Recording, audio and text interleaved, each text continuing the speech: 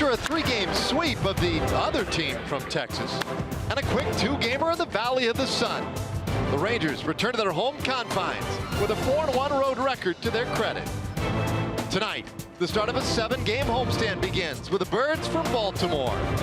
After losing a tightly contested series to the Orioles in mid-July, the Rangers are looking to clip their wings here in Arlington.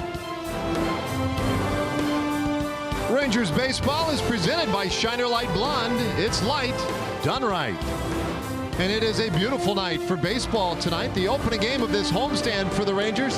Happy to be back, and back with a little swagger these days as they take on the Baltimore Orioles in game 1 of a long 4-game series.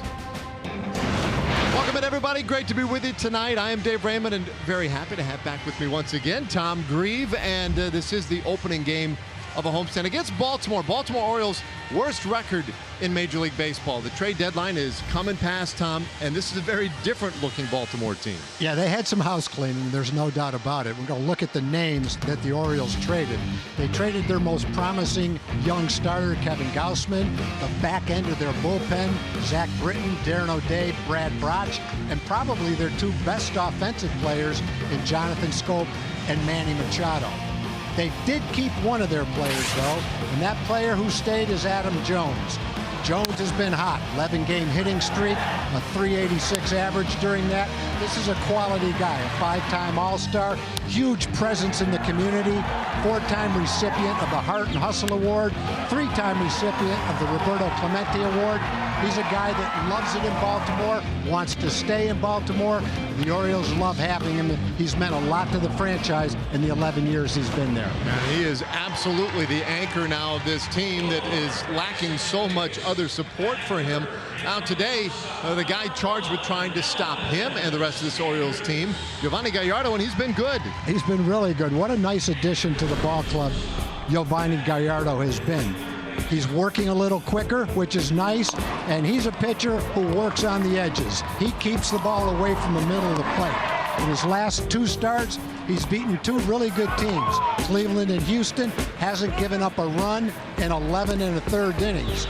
Since June 23rd, he's won 5 games. That's tied for the most in that time in the American League. What a nice addition. With all the injuries the Ranger had, he's made a big difference. Former Ranger returning and doing well as a Ranger. Another former Ranger returning but starting tonight for Baltimore, Andrew Cashner. And one of the guys that he'll be charged with trying to stop today is the Rangers' Elvis Andrus. Well, he is on a nice hot streak right now, and we put him in the spotlight when we come back. Rangers baseball is sponsored by Ford. Visit your local Texas Ford dealer during the Ford Summer Sales Event. Ford is the best in Texas. By Shiner Light Blonde. It's light done right. And by Southwest Airlines. Low fares, no hidden fees. That's transparency.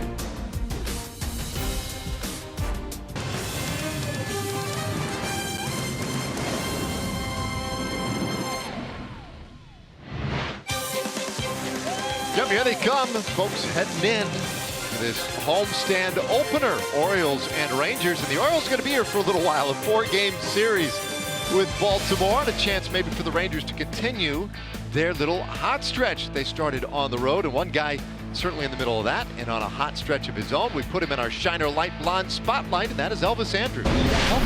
Elvis is on a 12-game hitting streak, hitting .367 during that time. His average has gone up from .247 to .277. He's had a couple of home runs, including his first career grand slam. Also had his 1,500th career hit. So it's been a nice streak for Elvis.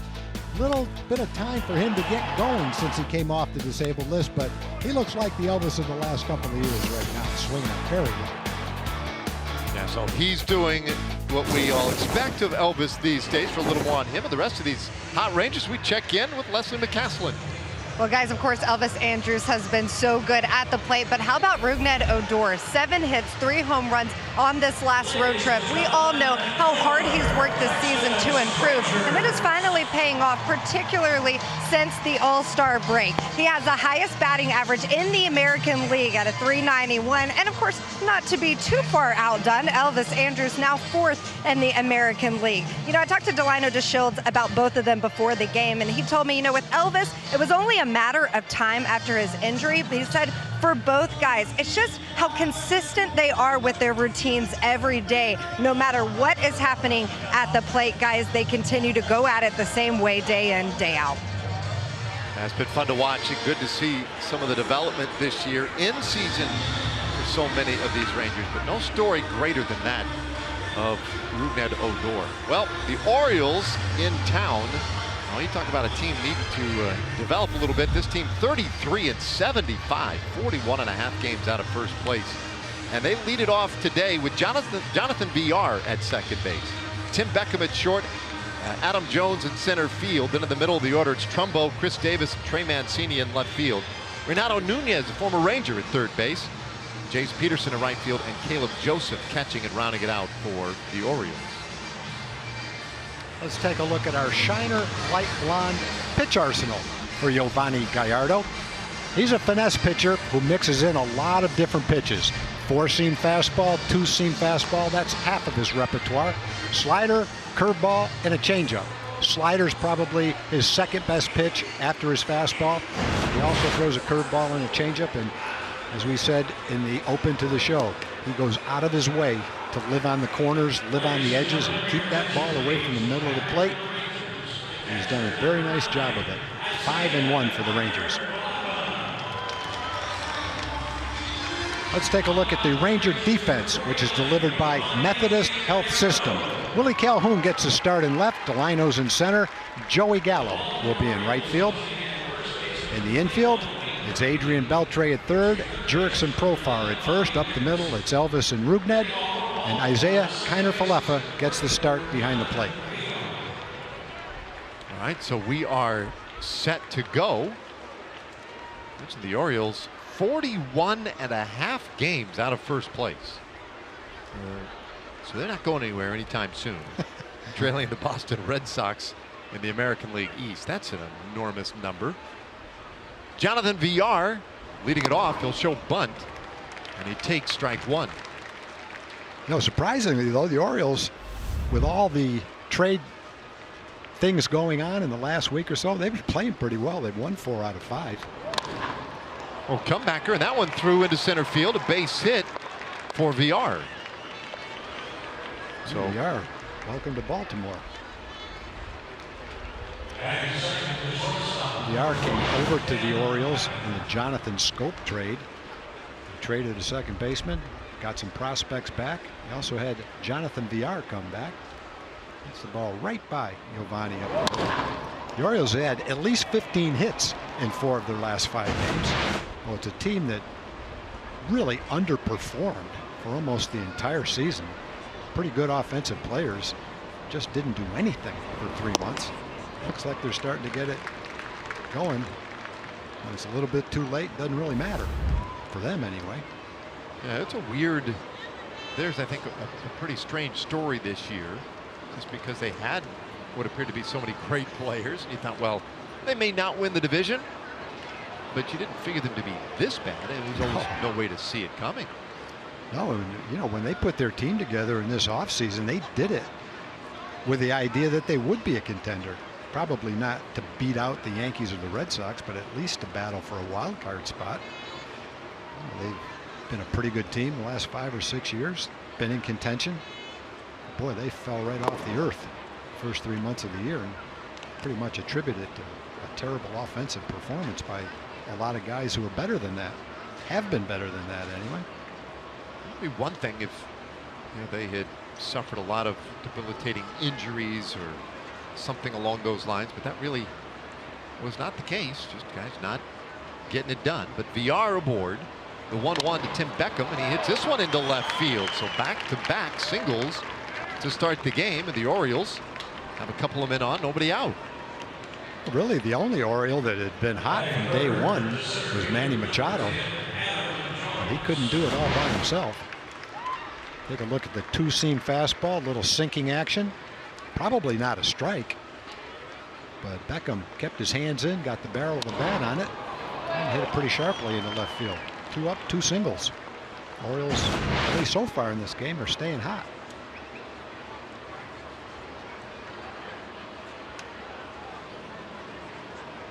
So now here is Adam Jones. Jones, who we mentioned, have been hitting the ball well. 11-game hitting streak for him. And when the Orioles decided to unload the majority of their tradable, marketable talent, guys like Manny Machado, who we mentioned, Jonathan Scope recently, Jones was on that list. Little comebacker, and Gallardo has it. The only play he'll have will be at first base. So the runners advance. Villar to third, Beckham to second base on the 1-2-3 putout.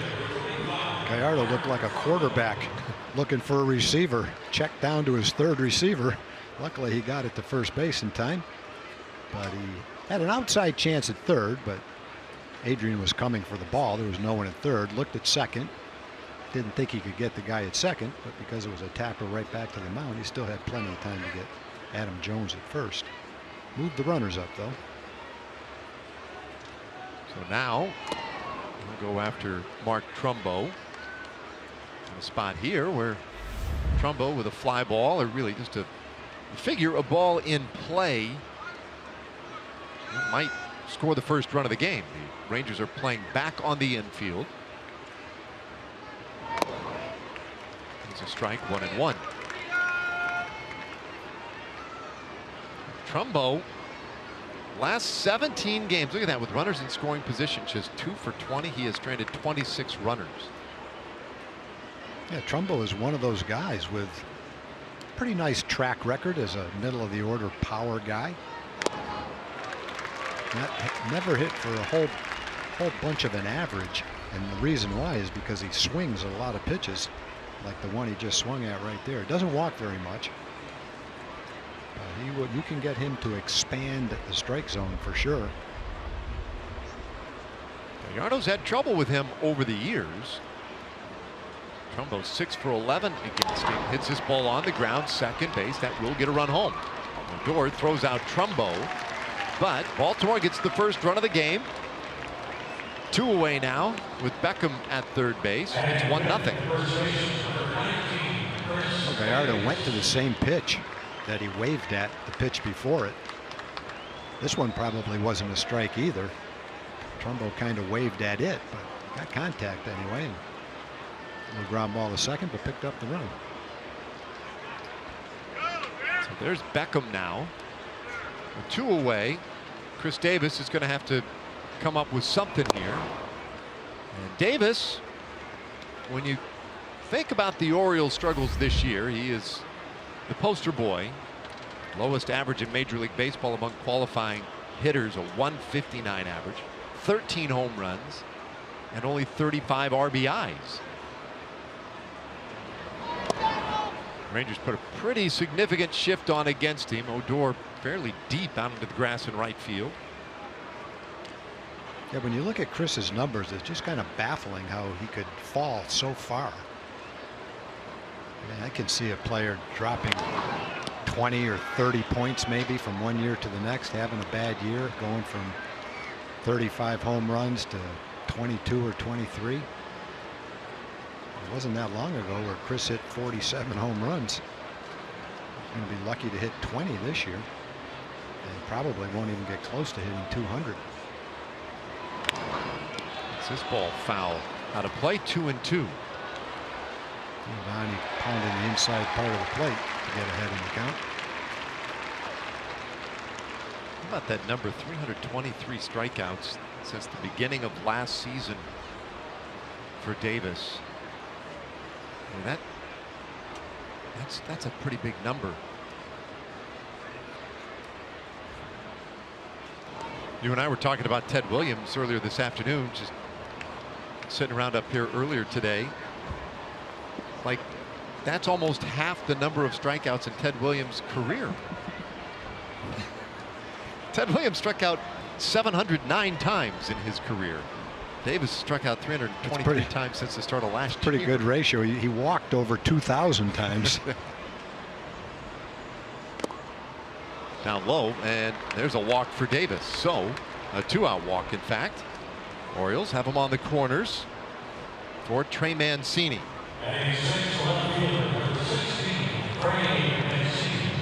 Yeah, at the Ranger luncheon tomorrow, we're going to have a little round table to talk about Ted Williams. Bill Ziegler was a trainer for the Rangers for a long time during the Ted Williams years. Rich Billings and caught for Ted Williams, and Eddie Robinson, former all-star player, outstanding major league executive, scout, and an all-star gentleman. 96 years old, I think, is going to be part of that roundtable discussion. Looking forward to that tomorrow.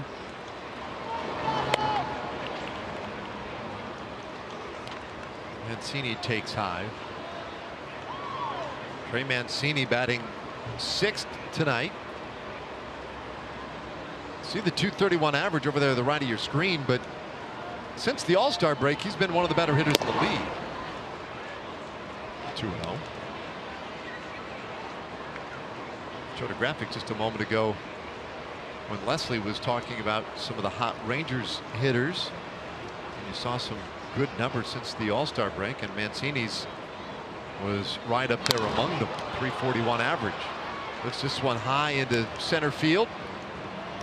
Playable for Delino, and the inning is done. So the Orioles will settle for a run on a couple of hits. They lead 2. Good start for them. The Rangers coming to bat.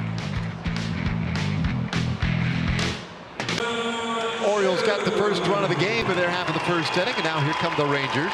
46 and 63, and our Southwest Airlines starting lineup. Shin-Soo Choo leading it off as a DH. Odor at second base. Andrews at short. Beltre bats cleanup. Profar and Gallo to follow. Then it's Isaiah Kiner for left and doing the catching. Willie Calhoun in left, and Delano to Shields in center field rounding it out. Andrew Cashner has the start tonight for Baltimore. His 21st start of the year. 3 wins, 9 losses, a .433 ERA.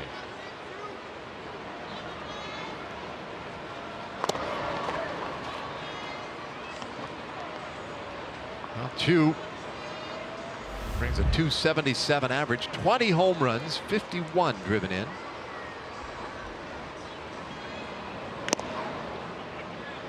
Won the count. Choo had a couple of home runs in that opening game in Arizona. And he rolls this one on the ground towards second base. Villar, who was deep, throws him out. And that is out number 1. Let's take a look at our Shiner light blonde pitch arsenal today for Andrew Cashner. He'll throw his 2-seam fastball. That's his sinking fastball. Most of the time, 4-seam fastball, curveball, changeup, slider. Pretty much the same repertoire as Giovanni Gallardo. I think when Andrew is pitching well, he's keeping the ball down, boring it in off the hands of a right-hand hitter. Good sinking action. Giving up a few more home runs so far this year than normal. To be exact, 1.3 per 9 innings. That's the 4th highest rate of his career. Generally a guy that keeps the ball on the ground and doesn't give up a lot of home runs. Well, his 1-0 to Rougned Odor. A little bit in. 2-0. Wanted a new baseball. Rugi 7 for 18 on that road trip with a couple of doubles, 3 home runs, and was named the Rangers Player of the Month for July. Huge month for him. He's ahead here, 3-0. To me, we talked about the home runs, the extra base hits, the high average, all those things for Odor, and they have been wonderful. The biggest difference is his patience, his discipline up there, not swinging at everything, taking, even in that case, a close pitch, a strike in fact, but one with which he could probably do very little.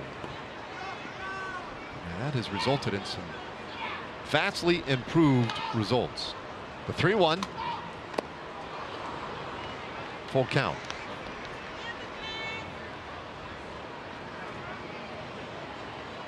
And then, of course, the other thing with Rugi, And we have talked about it, has been the improved defense. He has been outstanding defensively.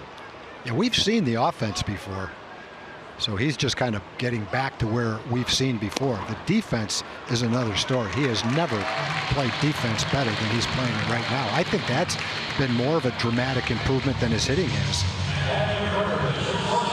Boy draws a walk in a 7-pitch at bat.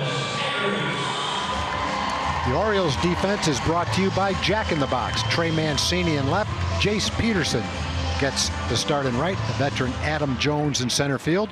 Ex-Ranger Renato Nunez is at third base. Tim Beckham, Jonathan Villar up the middle. Chris Davis at first, and behind the plate, Caleb Joseph. And a base runner for Andrews, working on a 12-game hitting streak. And he takes one just off the edge.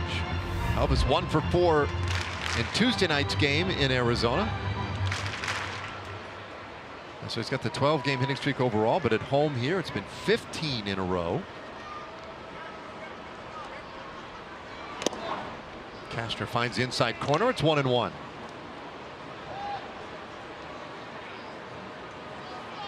As many Rangers fans know, Elvis missed those 2 months with the fracture of that bone in his right elbow. He was hit by a pitch back in early April in a game against the Angels. And he hooks this one by third, pass short and into left field. And Andrews now with a 13-game hitting streak.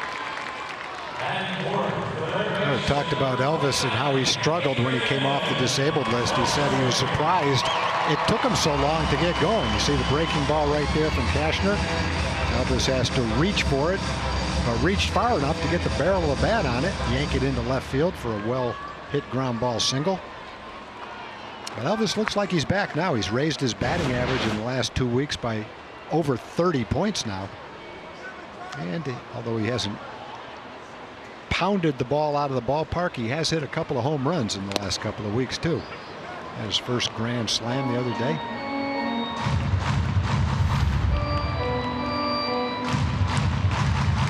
Now 2 runners out there for Adrian Beltre. He's been swinging a hot bat as well.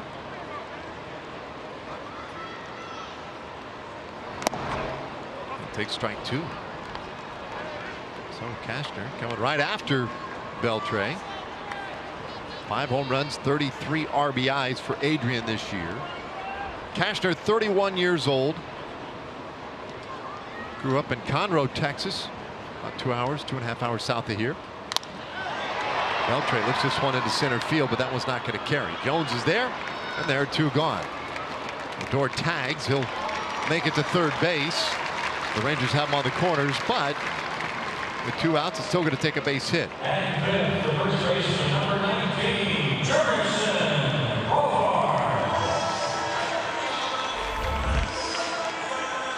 Profar now. And you see the RBIs, 6 of them in the last 5 games for Profar. 52 for the year for him. Been a really good year for Jurickson Profar. It has been, really has been. You know, if he can stay or get even hotter the last 2 months, get his average up 260, 265, be a real solid number. And if he knocks in 12 or 13 runs a month, he's got a chance to knock in 75, maybe 80 runs if he really gets hot, which I think would be an outstanding year for him. He's 3rd in the team with 52 RBIs right now. Real good contact for Profar this year. How about this? Balls off the bat at 95 or better this year. Only Chu, Mazzara, and Gallo have hit more of them than Profar. Yeah, he'll be one of the rare regulars at the end of the year who has a great chance to strike out less than 75 times. And in today's game, you don't see that very often. Keeps this one foul out of play. It's 1-1. Door at third, Andrews at first with 2 out. The other thing with Profar is, especially lately, it's not that he can play a lot of different positions. Rangers do have a number of guys who are pretty versatile that way, but we have seen them a lot of times show their versatility with sort of successive games at one position. Profar, day by day, he is all over the diamond. First base one day, third base the next. I think it really helped Jurickson to be a shortstop for a couple of months while Elvis was out. Got a chance to get his feet wet. I mean, get his feet on the ground, develop some consistency by playing the same position. And once he did that, oh boy, this ball hit well. Out to right field and gone! Into the upper deck. Profar with a 3-run shot, and the Rangers are in front. 11th homer of the season for Profar, and that one a no-doubter. yeah, that one shows how the ball can jump off his bat. It went into the upper deck, and it got there in a hurry. It wasn't a high fly ball. It was more of a line drive. It's a sinker, but it's belt high and tailing right back to the middle of the plate. Almost did catch the center square, and Jurickson took advantage of it. Hit it right on the barrel of the bat, over 400 feet. Not the first ball he's hit to right field in this ballpark over 400 feet either. So he kind of goes right along with what we were saying about him. Adds a home run and 3 more RBIs. I think he really solidified his place as a regular, and it helped by playing shortstop every day. Since that time, he's moved around, but the fact that he got a chance to do it at shortstop for a long time really helped him. Gallo rolls out to end the inning, but a big inning it was. Well, you take advantage of pitchers' mistakes, and there's one down the middle, and there it goes into the upper deck. Rangers lead 3-1.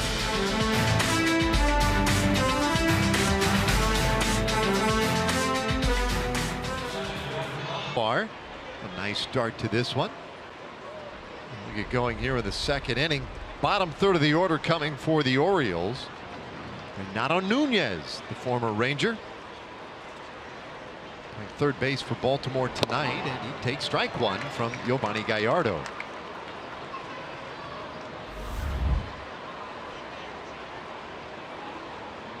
Oh, it's an interesting matchup tonight. Andrew Kashner and Giovanni Gallardo. I just got a text from Jim Schlossnagel, the TCU baseball coach. In fact, one of the best baseball coaches in the country. Has had enormous success at TCU, and he reminded me that Gallardo Bounce through third, and that one through. Base hit for Nunez. Was part of his first recruiting class at TCU.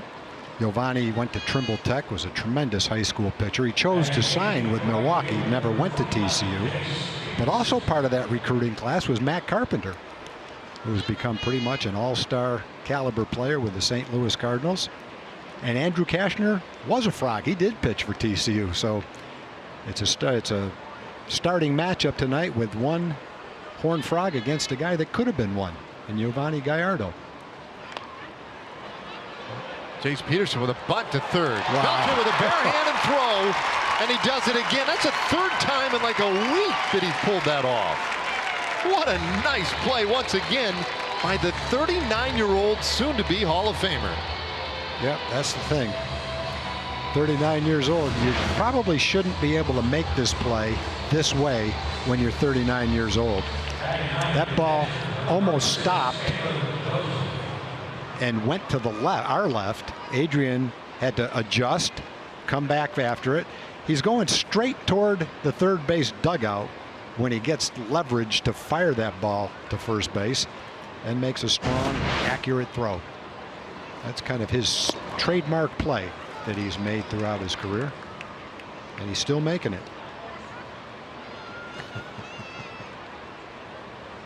I'd smile like that if I could do that too. That is awesome.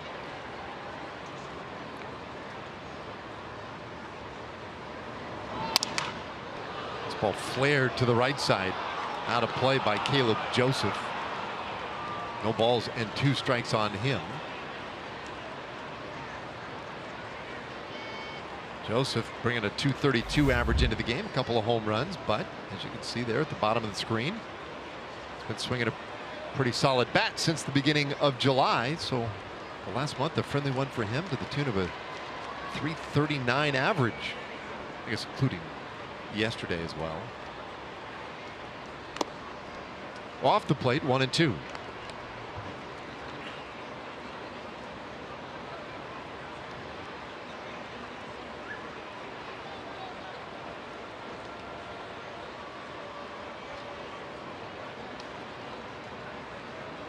Joseph, when we talk about how good he was since the beginning of July, strikes out here, 2 away. As many hits since July 1st as he had in the first, what, March, April, May, June, 4 months of the season. How about that? He had 19 hits in March through June. It really was a team-wide problem early in the season, all except for Manny Machado. No one was hitting the ball. Scope was down around 200. Beckham's been around 200. Adam Jones was off to a less than average start. Trumbo, Chris Davis, slow starts. Mancini off to a really slow start. He hit 290 last year for the O's. Caleb Joseph, who does a lot of their catching, same thing you just mentioned. So generally you have maybe 2 or 3 guys that are slumping at one time, but in the case of the Orioles it was 7 or 8 of them, and it didn't just last for a couple of weeks like a normal slump would be. It lasted for 3 months. 1-0 to VR, swings right through it. I mentioned it when VR led off the game. The newest Oriole trade deadline acquisition from Milwaukee came over along with a couple of minor leaguers for Jonathan Scope. One of the more surprising trades we saw at the deadline. But he was on the disabled list with a sprained right thumb. And so just off the DL. And now today in his Orioles debut, 2-1.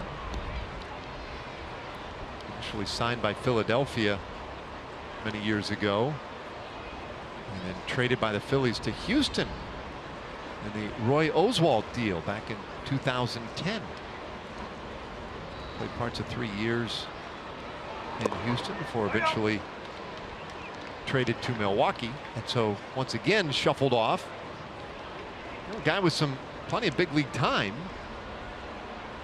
but traded from one organization to the next every 2 or 3 years, it seems.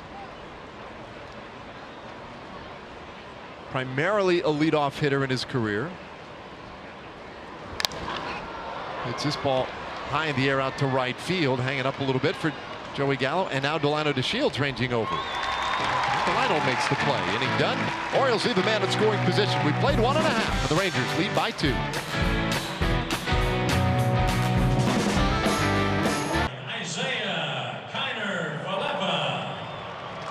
Rangers up 3-1 thanks to a Jurickson Profar home run.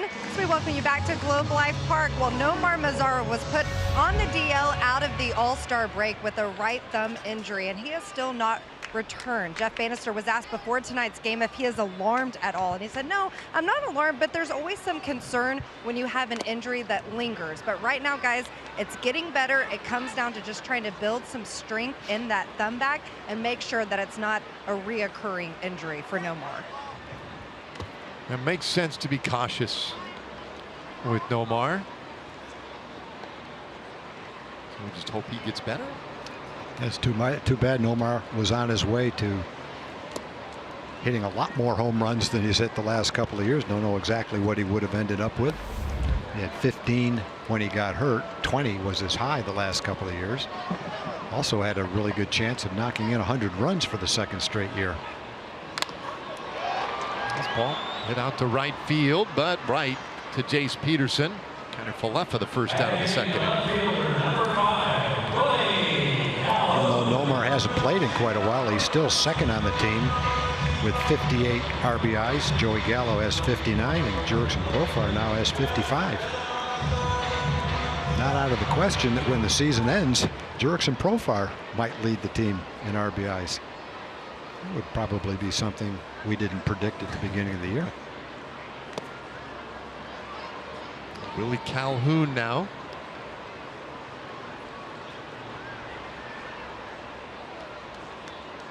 .250 average, a home run and 4 driven in for Willie. And he pops this one up left side. That one should make the seats. It does.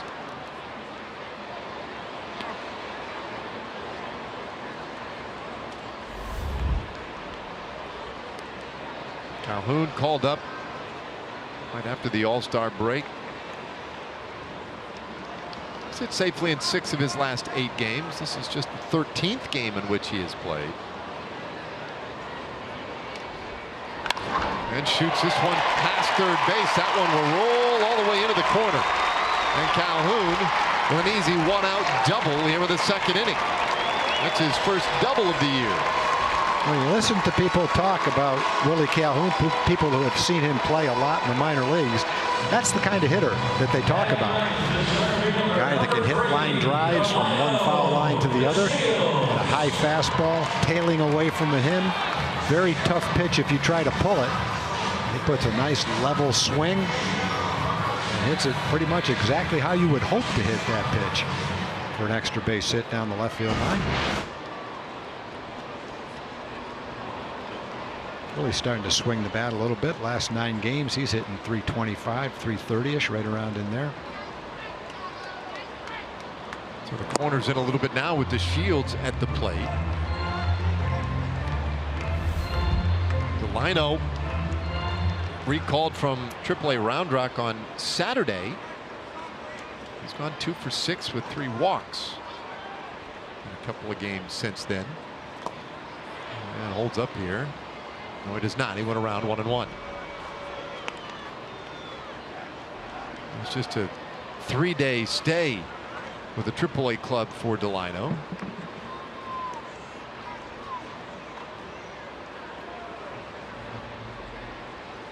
Overall, a bit of a struggle at the plate this year.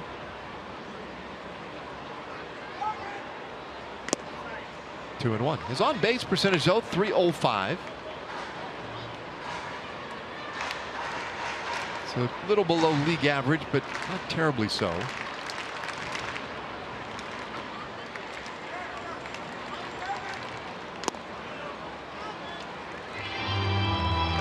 3-1.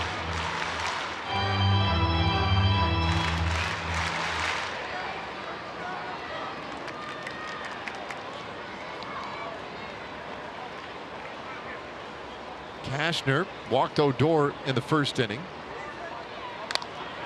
And DeShields sends this one out to right center. Drops down, base hit. Calhoun, slow start from 2nd, but they'll wave him to the plate.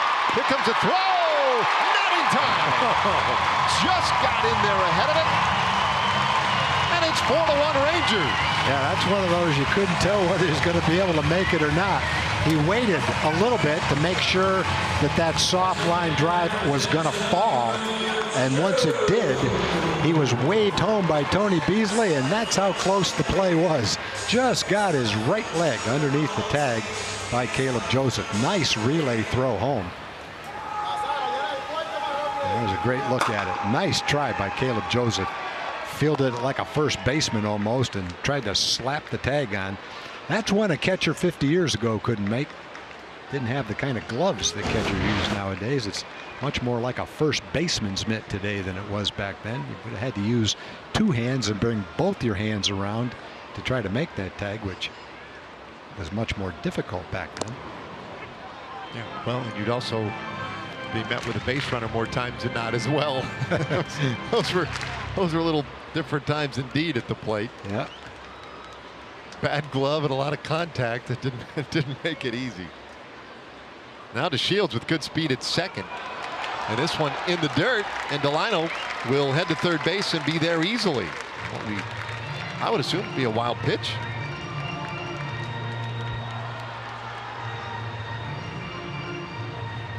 Buck signaling to the infielders to play in now with a man at 3rd base. Yeah, that one actually hit his glove before it hit the dirt. He just didn't get his glove down far enough. That's one of those borderline plays. Personally count that as a pass ball. Yep, they did. They scored a pass ball. So now Chu swings and misses, and that is strike 2. A run in. There you see the infield creeping in as they want to try and cut down to Shields at the plate on a ground ball on the infield here. Easier said than done. Pretty much holding him on at 3rd base so he can't get a big jump too. Don't see that very often. No, but even with the infield in, And it kind of makes a little sense to keep him close, because with his speed and his ability to accelerate as quickly as he does, and you can't afford to let him get too big a lead. 2-2.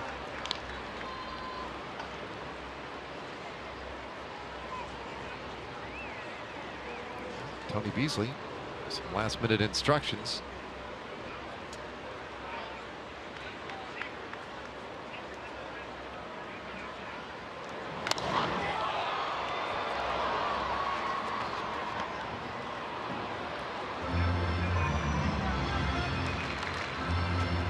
So when we were in Arizona, they announced Delano DeShields as junior over the PA system.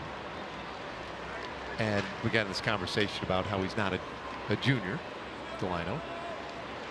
And I asked him the next day about that. I said, you know, does it bother you that that happens a lot? This one in the dirt, he's not going anywhere. And I said, no, we had a long chat about his name and middle name and everything with his dad, the family, a lot of stuff. But I said, so does it bug you then that people call you DeShields Jr. sometimes in these stadiums? I had this really measured response saying, you know, no, not really. Doesn't bug me too much. He's like, I look at it like this. I think they're just trying to help people understand I'm not my dad. It's a swing and a miss, and Chu goes down on strikes. He's like, it's just a simple way to communicate to the fans, like Delano DeShields, but you know, not the old Expo, right? Junior. We'll just call him Junior.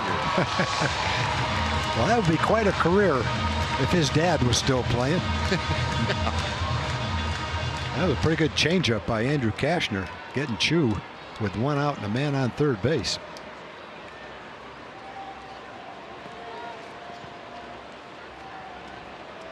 And a big out right there for Kashner. So now Rougned Odor, who walked in the first.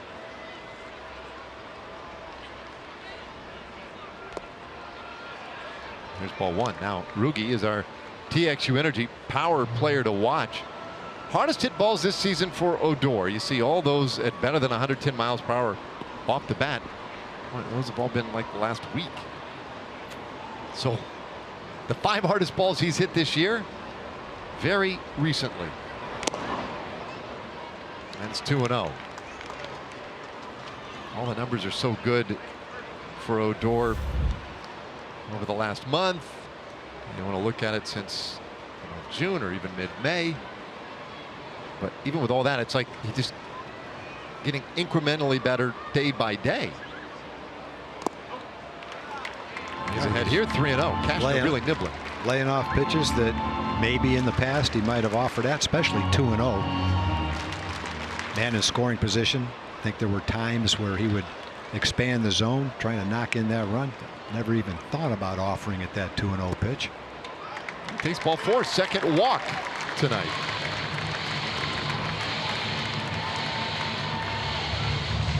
So you look at the player of the month and Odor heading down to first base. Here's why. 341 average, 6 home runs, an OPS over 1,000. Scored 18 times. I think when you watch Rugi right now is the time where it's important for him to show patience, because he's swinging the bat so well right now that if you're a pitcher and you've got an advanced scouting report on the Rangers, one of the things that it'll say is their hottest hitter is Rougned Odor. Go out of your way not to let him beat you. Don't give him a good pitch to hit. And that being the case, he has to be selective, because he's going to have a lot of at-bats where the pitcher pitches him like Andrew Kashner has twice today. And if you're patient, you pick up a couple of walks, which helps your on-base percentage, helps the team. So keeping from expanding the zone when you're hot like this for Rugi, that's an important thing. He's done it twice tonight. Well, Andrews has already extended his hitting streak to 13 games. A chance here to not only add a hit to his ledger, but drive in some runs. Nice play by that fan down there.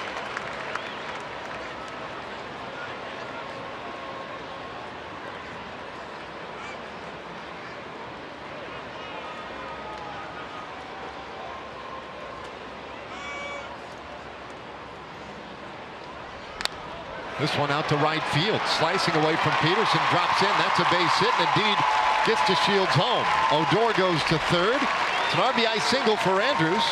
Now a 5-1 Rangers lead. Well, Rugi has been hot, doing a lot of damage. He's worked a couple of walks. Elvis has gotten hot himself, and he has a couple of base hits. Pretty good pitch by Cashner. He ran the fastball inside part of the plate. Elvis inside out of that pitch, served it out into right field. Softly enough to make sure it didn't go far enough so that Peterson could catch it.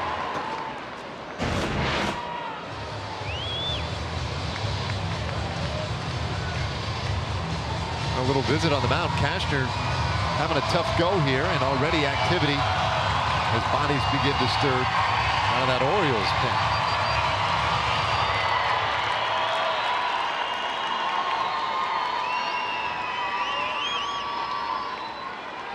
Brings up Adrian Beltre.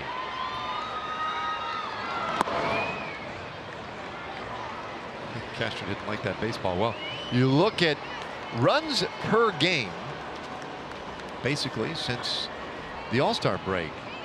Orioles, the hottest offense in the game. Rangers right there, third best. Orioles got hot when it didn't matter. They had back-to-back games against Tampa Bay. They won 15-5, 11-2, and 11-5. 4 out of 5 games they had 15 hits or more. 2-1 on Beltre.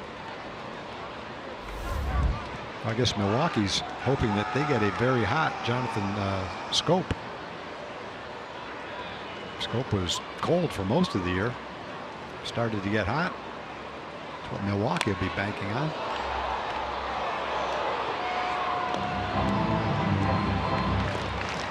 To the count. Cashner in some trouble here. 21 pitches last inning. 30 pitches here in the second. Nobody warming up right now, though.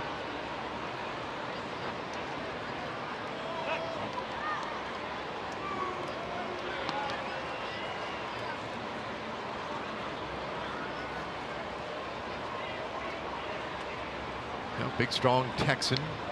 Cashner, he had to show some patience this offseason. Didn't sign until mid-February. This one bounces in the dirt all the way to the backstop. Odor comes in. Andrews all the way to third on a very wild pitch. 6-1 Rangers.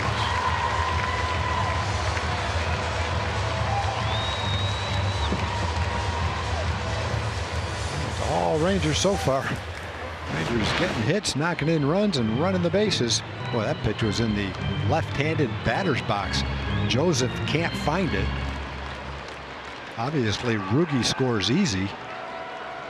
And Elvis pretty much easily goes from first all the way over to third on the wild pitch.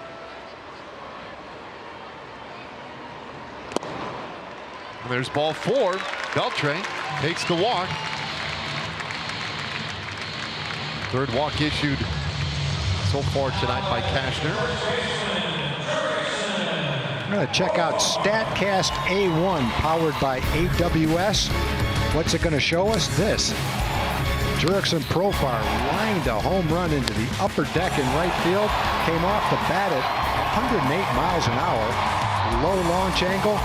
Projected distance 436 feet. That's about as well right now as he can hit a line drive at 108 miles an hour.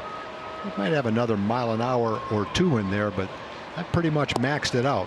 That's one when you hit that ball like that off the barrel of the bat, you don't even feel it hit the bat. It's a great feeling for a hitter. No vibration, doesn't sting your hands like it does if you hit it off the end or off the handle. It's one of those almost perfect swings, perfect contact, and a great pitch to hit too. On the corner, count 0-2.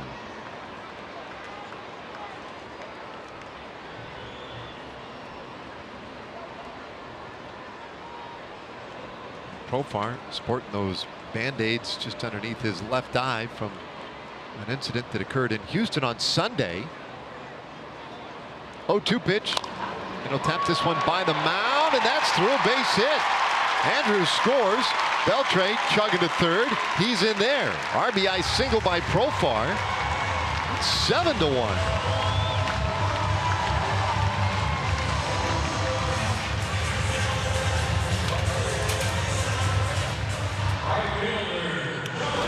Pretty good couple of innings for Jurickson.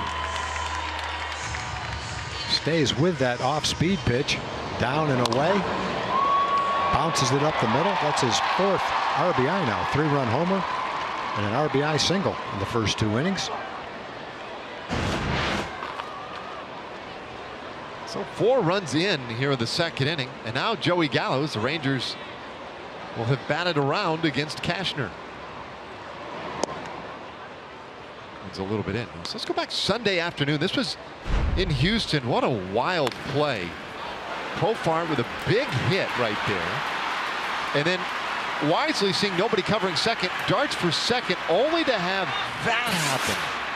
Boy, that is so scary. That foot could have hit an inch in either direction and done so much more damage. It's terrible that he got hit like he did, but boy, it could have been worse.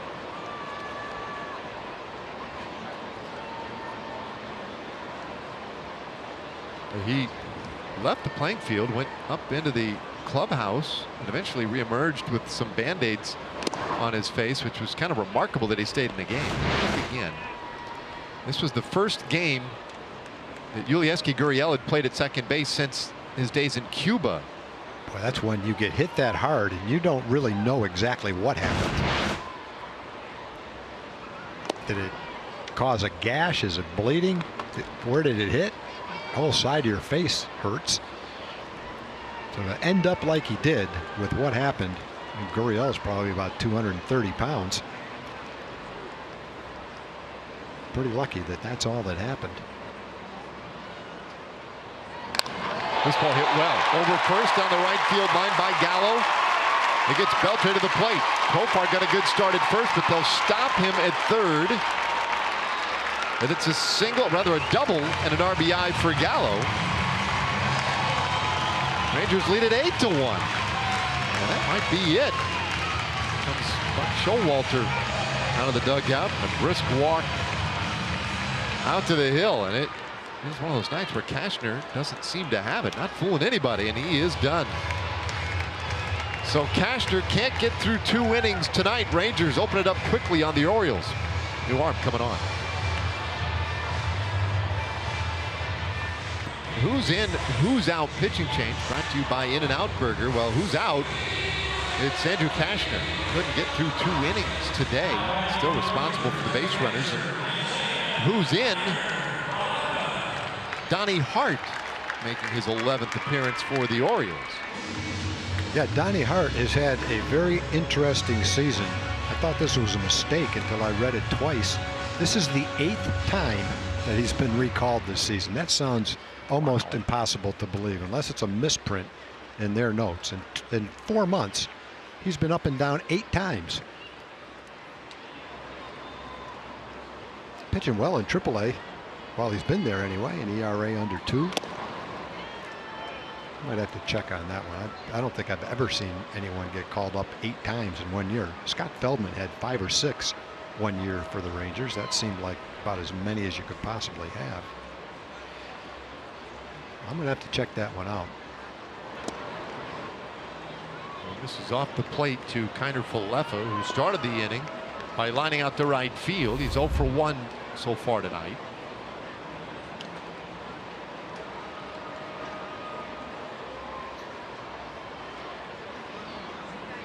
The 1-1 pitch.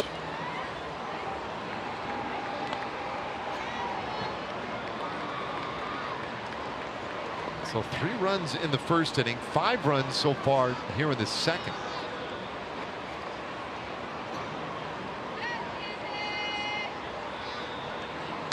This ball lined out to right center field. That's a base hit. That'll get 2 to the plate. Profar and Gallo both in. Kiner Falefa hustling for 2, and he is in there. Wow, but he came off the bag, and they tag him out. For briefly, a 2-run double, but the inning is done. Boy, there's been a lot of offense this inning. It started out a long time ago with Willie Calhoun's double. He shoots it down the left field line. It was followed by an RBI double by Delino, an RBI single by Elvis, another run by Profar, Joey Gallo with a double down the line, and then Falefa with a double to center for 2 more runs. Big 5-run inning for the Rangers.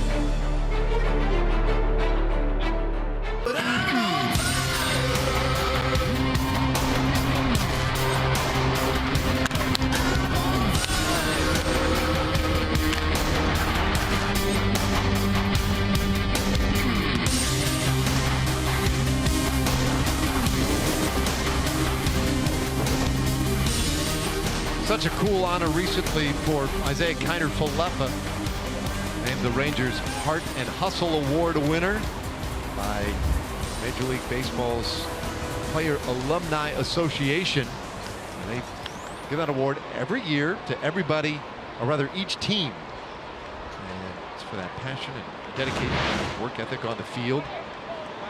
That was the double a moment ago. It scored 2 runs, and that was the brief exit of the bag. You could argue that Beckham lifted the leg off right there, but it's not an argument that anybody was going to listen to. So the inning is done. 10-1 Rangers on that 2-run double. And now the very first pitch of the 3rd inning, Beckham flies out to center field for out number 1. Yeah, I need to correct something I said recapping that inning. I said it was a big 5-run inning. Well, while I was saying that, 2 runs scored on Kiner Falefa's base hit to right field. So that was a 7-run inning, not a 5-run inning. But that is a nice honor. And I don't know that there's ever been a player win that for his team when he's been in the big leagues well under a year. I think generally it's an award that goes to a player who's established himself, not necessarily, but in his case, alumni players certainly have recognized what he's meant to the team, the way he's played the game, the way he prepares, the fact that he's gone from the infield behind the plate and done such a nice job back there. He's earned that award, and it was nice recognition by the alumni players to notice that.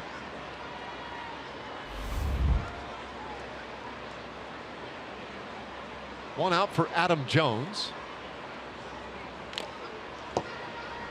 2-1 the count. Yeah, it's one thing for us to make note of that. We're around him all the time. We see it. We talk to the coaches. We talk to the players. But you almost wonder, I mean, how does the Alumni Association get keyed into that? And I guess must be watching the games. Well, maybe that's it. Yeah. Or they're privy to certain information. Maybe they keep in touch with some of the guys too. But that is a really cool honor. Sure. And it's not like he was the only candidate. A lot of guys in the Ranger lineup that play with heart and show hustle. So for him to be picked above all the rest of them, very, very nice honor. There's a walk to Adam Jones. So the Orioles have a base runner here with the 3rd inning. Gives us time for a Chevy game break, and we'll check in with John Radigan.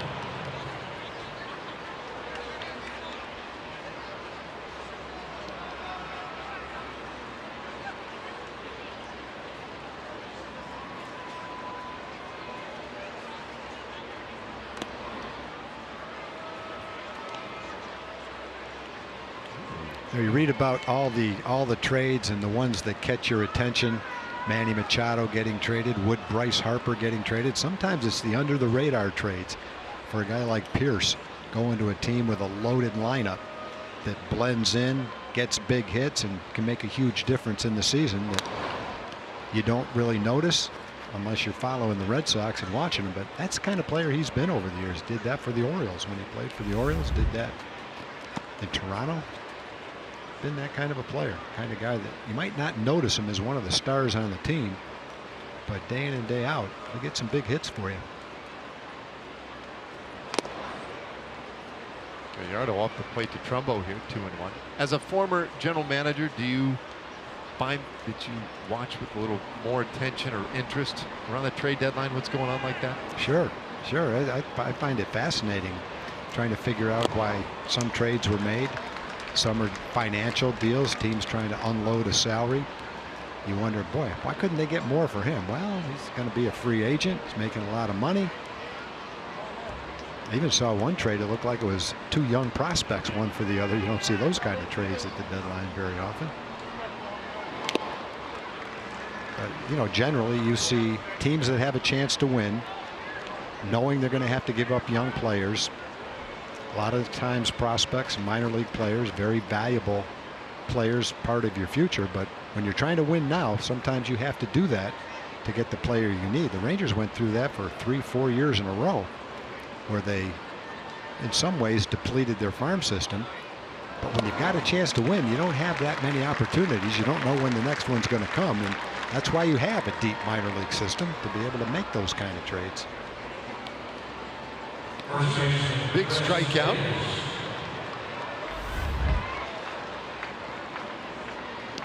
Two away in the inning. It's also kind of fun to read about teams that will acquire a pretty good veteran player. You see the prospects, but you really don't know much about them. And you might read that a certain team was able to improve their team but not give up one of their top 10 prospects. Might get a really good player but not have to give up one of their top 3 prospects. So if you're one of those teams, you feel pretty good about it. You kept, I guess, the heart of your prospects, the core of them, intact. Still were able to improve your team. And there's some trades where you don't have any choice. To get the player that you feel might make a difference, you got to give what they want. In some cases, that's one of your top prospects. That's just kind of the way it goes. Tough decisions to make, though. When you find them, develop them, you know that you might not have another one like them for 3 or 4 years, and you're going to have to give them up. Gallardo comes back with a quick shutdown inning in the third with a couple of strikeouts. Through the bottom of the third, 10-1 Rangers. Already. How about this? When the Rangers score, you save. We're big tonight. Any run the Rangers score gets the Orioles in this series. We'll give you a chance to save on full price tickets to upcoming Rangers games, including the series against the Mariners coming up Monday through Wednesday. The discount applies to up to 10 cumulative runs or up to $10 off select seating sections. Go to TexasRangers.com/specials to start saving on tickets for Monday or Tuesday or Wednesday.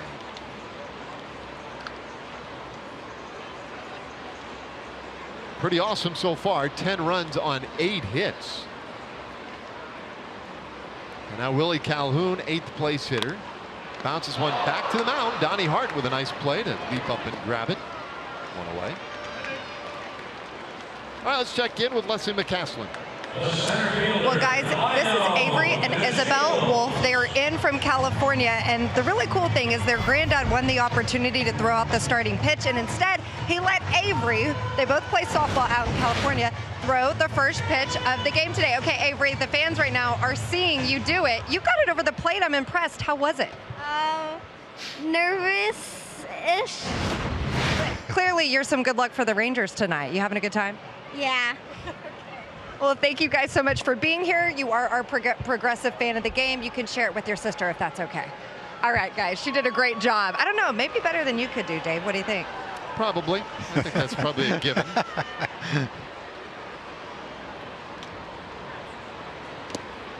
Well, I checked with Jim Palmer next door, and yeah, Donnie Hart has been called up 8 times this year. It's actually, awesome. It's not a typo. 8 times in 4 months. He was the closer at AAA. He struggled in the big leagues to get right-hand hitters out there. He was about 420 against him. Oh, Shields rifles that one down to Davis. Quickly 2 away. There's Jim. Still looks like he could pitch. Looks like he's about 40 years old.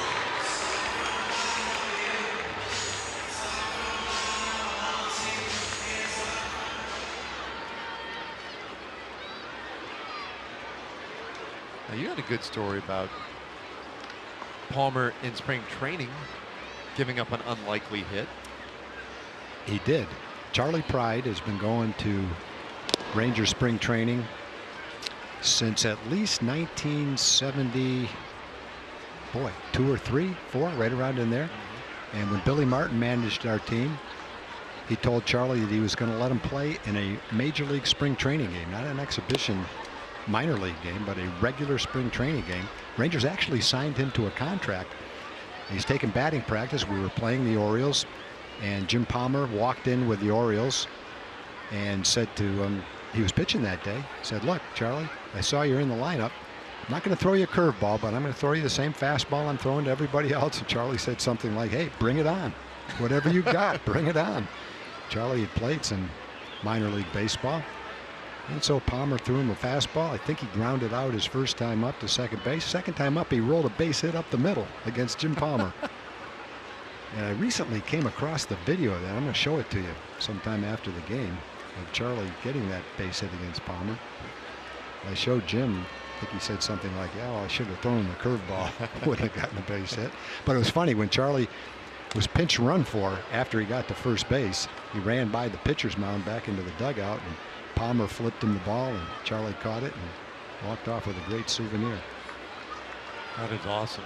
I also have video from that same day of Charlie singing in the clubhouse with all the Ranger players and some of the opponents coming off the field and during batting practice to listen to Charlie sing. He used to do that quite a bit. She rolls one up the middle. Sliding stop Nunez, and it's sort of first, not in time, nor was it held by Davis. Great effort on both ends, but they can't get Chu, and that's an infield hit. Great try all the way around. Nunez not a shortstop, but that's where he was playing against Chu. So he gets to it, slides, does the 360, throws, and Chris Davis trying to pick it, wasn't able to pick it. Well, let's see if he would have been safe even if he did. Tough to say. Looked like it was a base hit all the way even if he did pick it. Yep. So the inning continues for Rougned Odor, who's walked twice. Breaking ball from Donnie Hart. Hart, who pitched at Texas State, 27th round pick back in 2013 by the Orioles. Not a big guy, 5'10", 170. Ball blistered right past Steve Buechele. Taking a lot of time to think about exactly how you're going to get out of the way of those, but he did.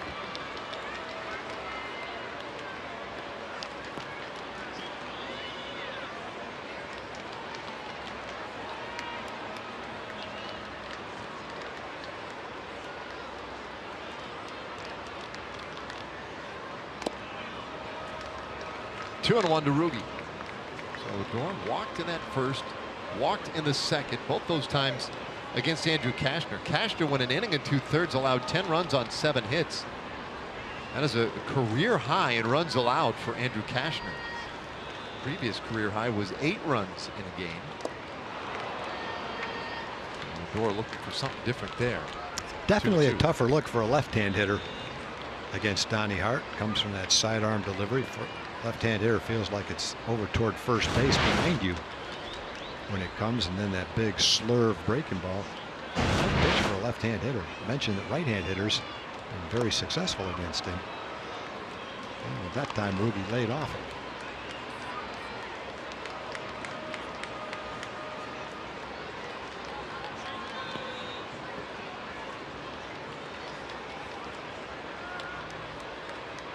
Three and two the count. See if he tries that breaking ball again.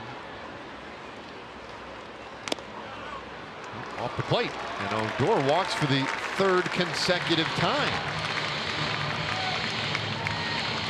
Can't say it for sure, but I gotta believe that's the first time he's walked 3 times in the first 3 innings of the game. Hey, Fox Sports Southwest and the Texas Rangers are going outside the box this summer. It's a way for Rangers fans to find out what the team is doing behind the scenes.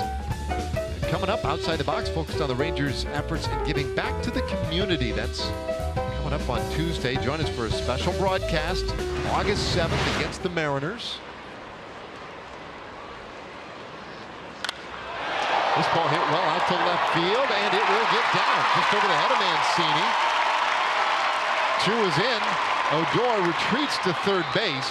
RBI double by Andrews. It's 11-1 Rangers. We talked about Elvis in the spotlight today. He'd hit in 12 straight. It's 13 straight now, and 3 hits in this game. Boy, nice job of hitting there. Fastball inside corner. And that's getting the barrel on it and turning on one. Ripped that by Mancini in left field.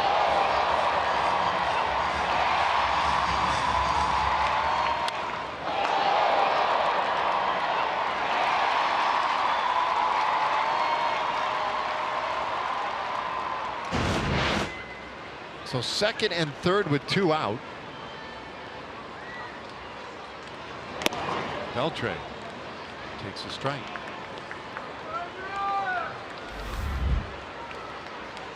Rangers have scored in every inning so far. And indeed, Rougned Odor with the 3 walks in 3 innings. It's never happened. Just 3 walks. Those 3 walks tie a career high for a single game for him.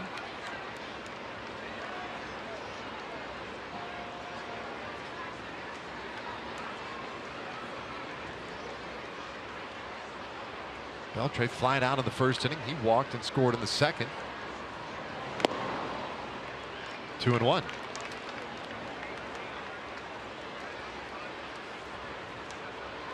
Rangers home after a really successful road trip. They swept the Astros in Houston. The only team this year to sweep the Astros in a series. And then took the opener in Arizona, but split that 2-game series with the Diamondbacks. Nearly a perfect road trip.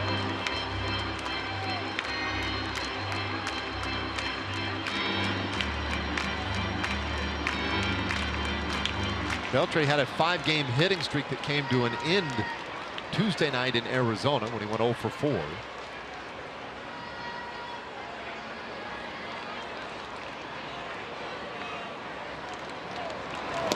Hard off the plate. It's a full count. So Hart, who came in to get the final out in the second inning and now pitching the third, he has had to throw a lot of pitches. Now at 27 already tonight. There've been a lot of pitches thrown in the second and third inning.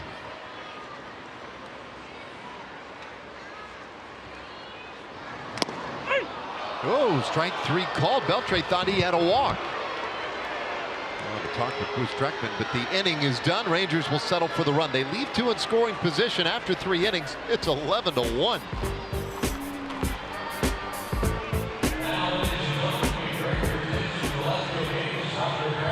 Fourth inning tonight.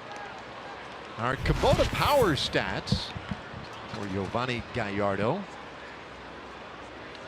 How about this? 3 home starts, a 2-0 record, and ERA sub 4. Opponents hitting just 197 against him. A whole lot better than the road starts. And he dumps one right in there for a strike to Trey Mancini. Mancini, Nunez, and Peterson. The Orioles do here with the 4th inning.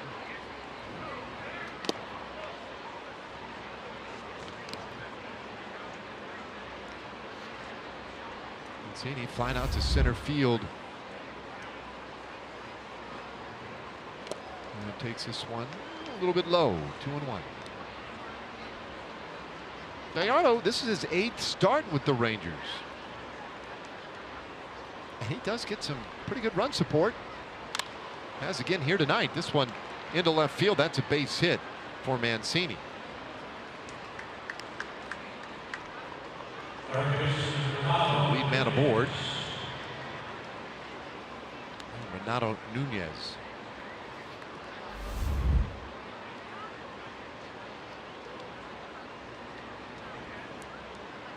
The last start that Gallardo made was down in Houston over the weekend, and Rangers won that one 11-2. There's a strike to Nunez.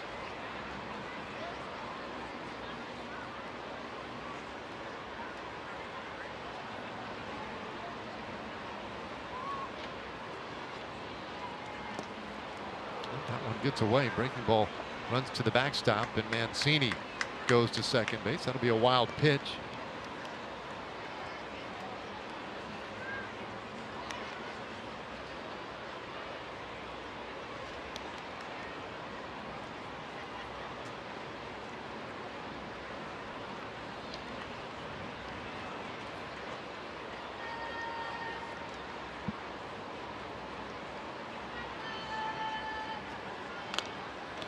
1-2 the count. Nunez, the former Oakland A, and then this year Texas Ranger. Just gave him a look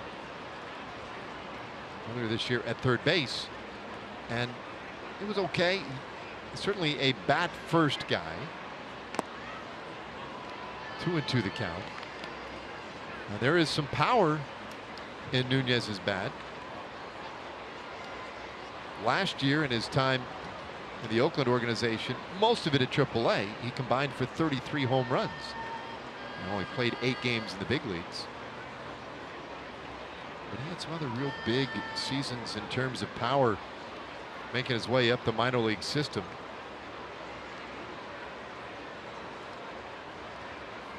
He played in a handful of games with the Rangers. 2-2. And this one out to center field. Hanging up a little bit. The Shield's able to run underneath it. One away. And now it's time for Built for Baseball, brought to you by T-Mobile. And with Jace Peterson coming up, let's take a look at the play. Lays the bunt down. Watch Adrian. His signature play, falling toward the third base foul line, somehow gets enough on that throw to make a beautiful play at first base. Dave, that's not the first time in the last couple of weeks you've seen that play, is it? No, that's what's so amazing. Did it in Arizona, he did it in Houston. And it's a play that, you know, has definitely been the signature of his career defensively. But one we've seen less frequently. Last year, spent so much time on the disabled list, and even early this year. But he's got it working again. Bouncer first base, nice sliding attempt by Profar, but he can't quite corral it. Mancini stops at third, and Jace Peterson is on. Men on the corners with only one out.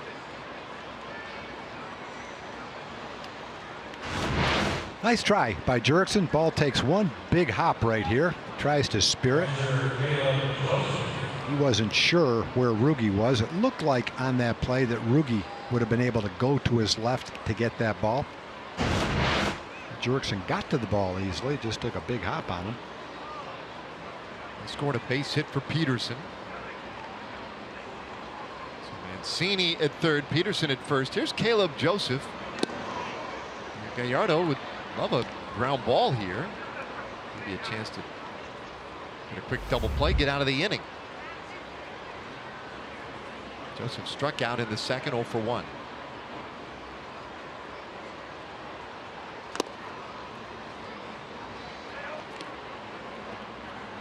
Giovanni working with some run support tonight.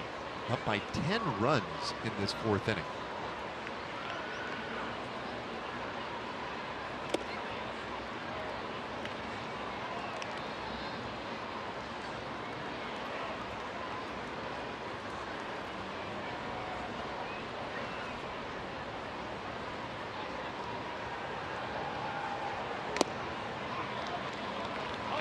Falling behind the 9th place hitter here. 3 balls and a strike. Joseph, a guy not real easy to walk. He has only walked 7 times this year.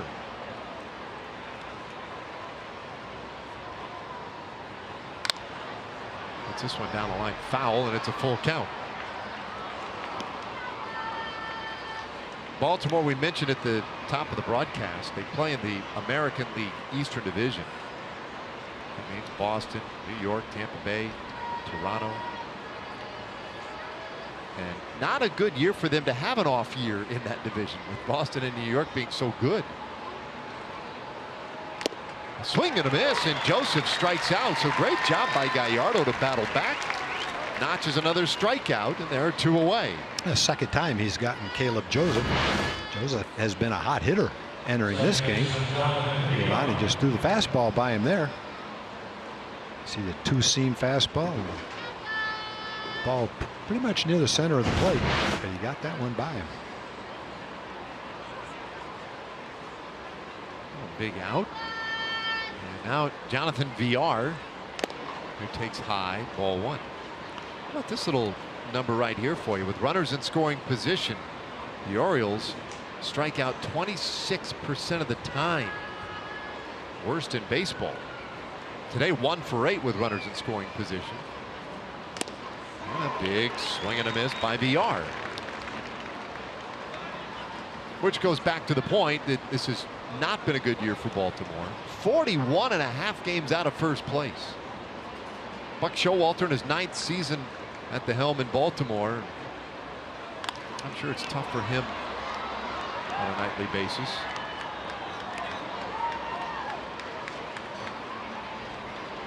Yeah, it looks like it's going to come right down to the stretch for the #1 draft choice next year in the baseball draft. That's a good point. Not a Baltimore and Kansas City battling it out. As bad as Baltimore's been, Kansas City's right there with them. Keeping pace. In the dirt, 2-2. These are really historically bad seasons they're having. Baltimore 33 wins, 75 losses. It's a winning percentage of barely over 30%.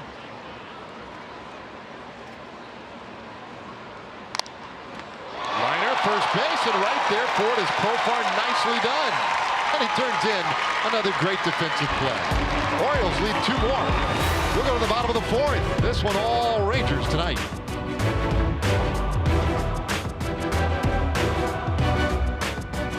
They're light blonde. It's light done right. Well, our third pitcher of the night from the Baltimore Orioles, Jan Martinez, has come on here in the 4th inning.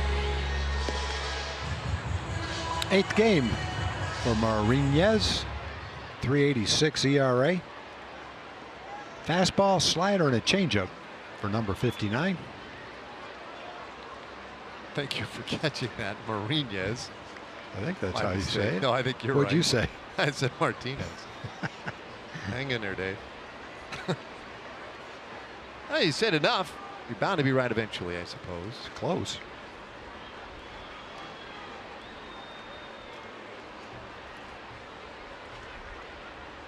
Well, he gets Profar to start the inning. Now, time for our lows, whole team together.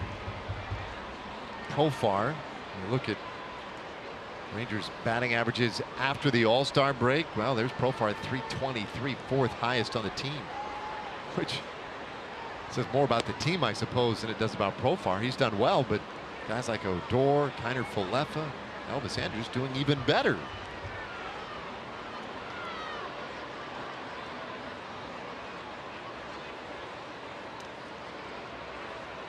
The 1-1. And that one fouled away.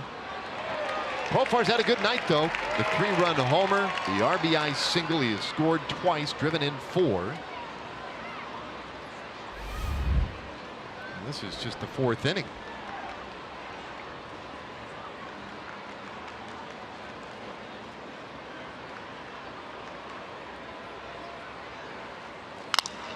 Watch out. Hit hard. Ooh. Tell by the sound of that one that he needs a new one.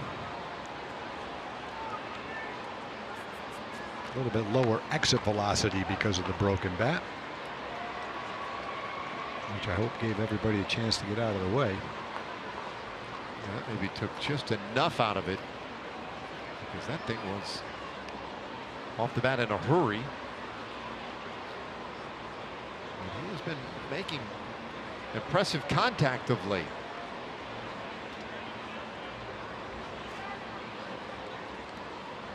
Martinez closing in on his 30th birthday. Wheels off the plate. 2-2.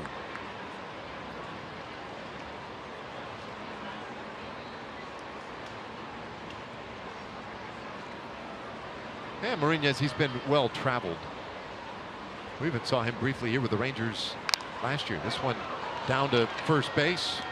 Davis will take it to the bag himself. Profar retired. One away.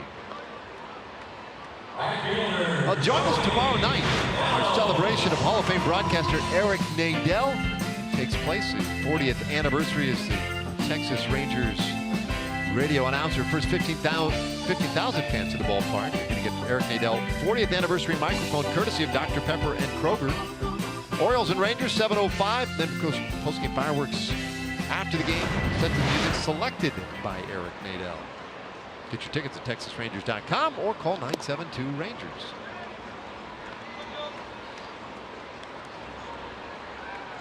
That's Eric's thing, man. The music, it's a great idea. Have him select the music that will accompany the fireworks tomorrow.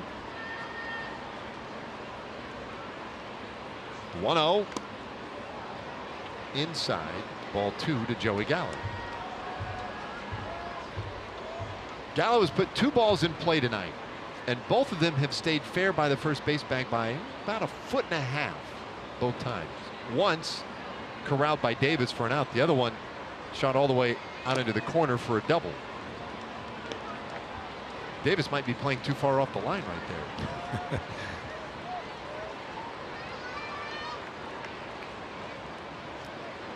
Joey does have a tendency to pull it a little bit.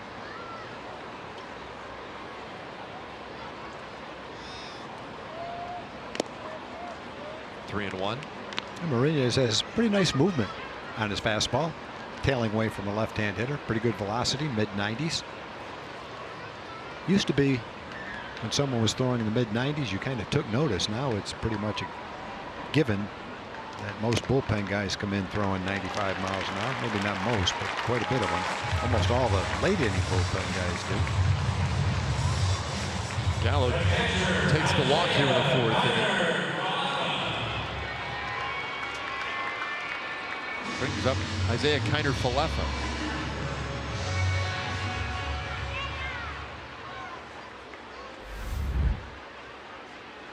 That's 5 walks so far for these Rangers hitters.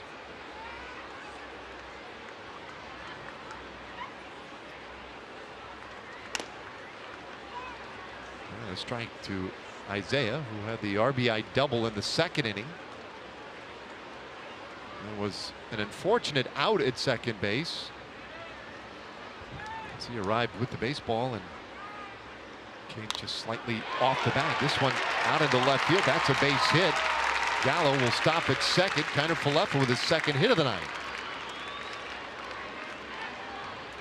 And it gives us a moment to pause and check in with our friends at Southwest Kia. At Southwest Kia, we've made car buying easy. $250 down delivers, monthly payments $250 a month or less. SouthwestKia.com. Another good night offensively for Isaiah. Yeah, he just has good at bats. Came into the game in the last week hitting close to 400. 2 more hits today.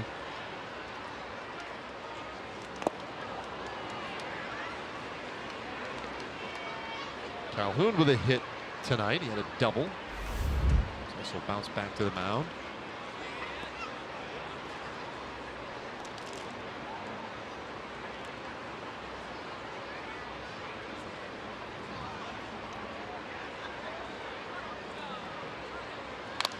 Gets this ball out to center field. Hanging up a little bit. Jones going back. That one is over his head. Bounces up off the wall and past him. Gallo is in. Kiner-Falefa to third, and Calhoun with his 2nd double of the night. Rangers lead 12-1.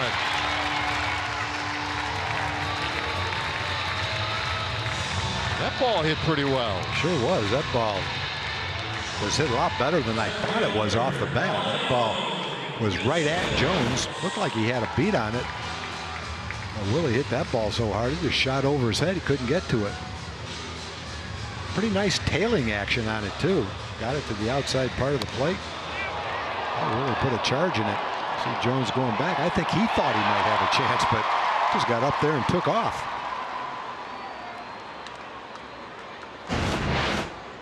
It's a 6th Rangers double of the evening, and now DeShields takes a breaking ball away for ball 1. Lino has one of those doubles that came in the 2nd inning. He's 1 for 2.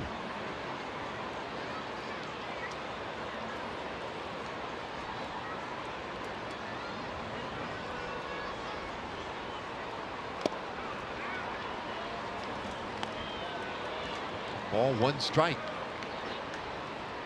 Well, the Rangers 3 runs in the 1st, 7 runs in the 2nd. They've scored a run in the 3rd and another here in the 4th.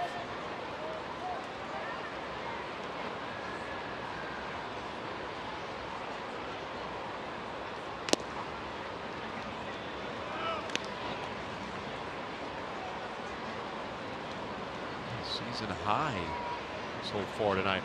Got a ways to go yet.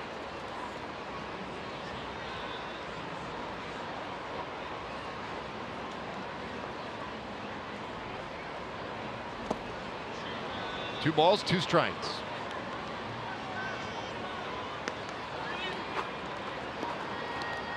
So Marinas, he's not getting a gimme inning either. This will be his 20th pitch of the fourth. He's only recorded one out.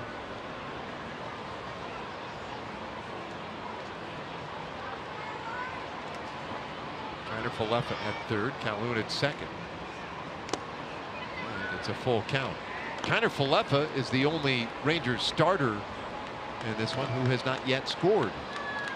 Everybody else has crossed the plate, including Gallo, Profar, Andrews, and Odor, who have done it multiple times.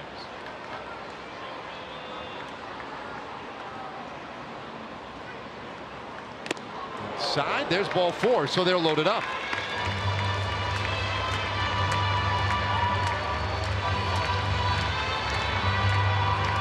Turn the lineup over now with the bases loaded for Shin-Soo Choo. And you can come out August 7th, autograph session with Choo to take place at Whataburger at State Highway 161 and Arkansas Lane in Grand Prairie. Starts at 10:30 in the morning. While there, sign up to be a Whataburger What a fan. You could win tickets to a Rangers game and Whataburger for a year. Just go to TexasRangers.com/appearances for some more information.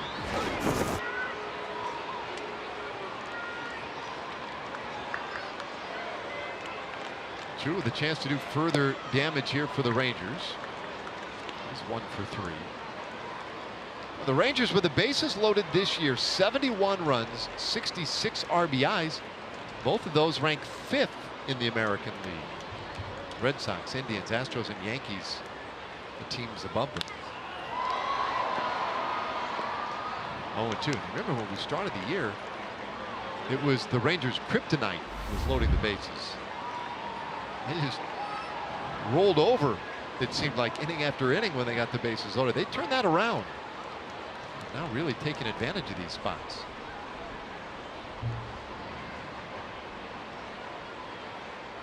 Oh, 2. Choo strikes out, so oops. Take it all back.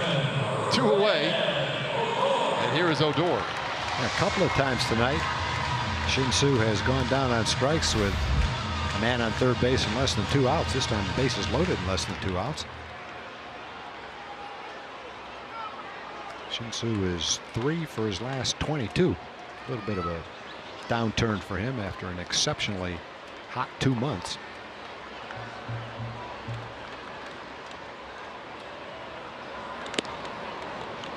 So Rugi walks in the first, second, and third innings.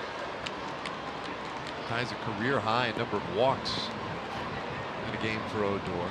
But now they've got to throw him something here.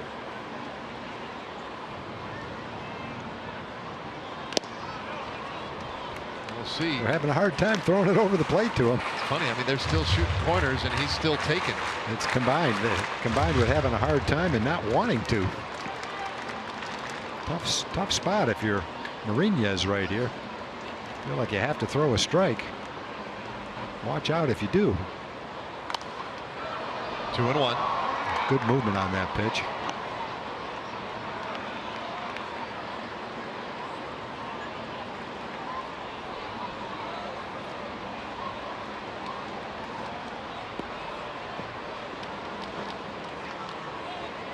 Orioles pitchers closing in on 120 pitches already for the night. We're in the 4th inning. 2-1. And there's ball 3. I mentioned earlier that we saw Marinas last year briefly with the Rangers. He pitched 4 times in relief. Didn't quite get 8 innings in. Very well traveled. Big pitch right here. The 3-1. Odor fouls it off.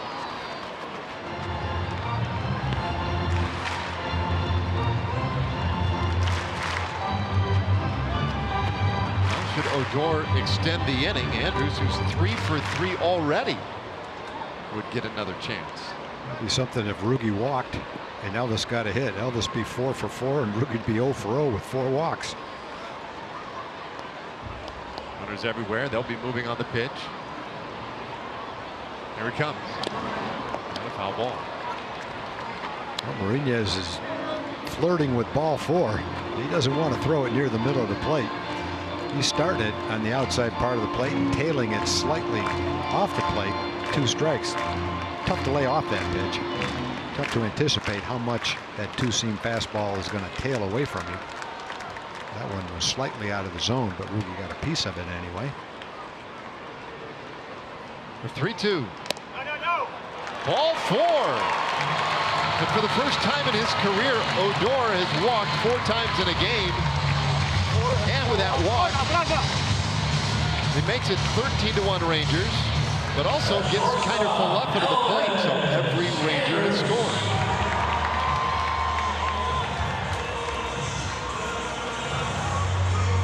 There we go. Everybody can breathe that sigh of relief. Still loaded now. Calhoun at third, DeShields at second, and Odor at first.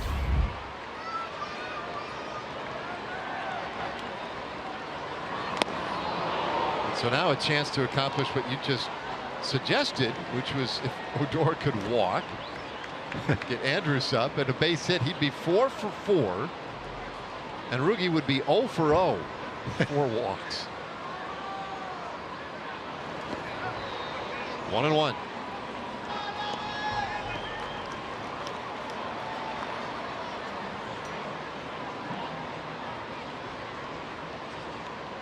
Now one of those nights, 13 runs, 12 hits for the Rangers. 1 run, 5 hits for the Orioles.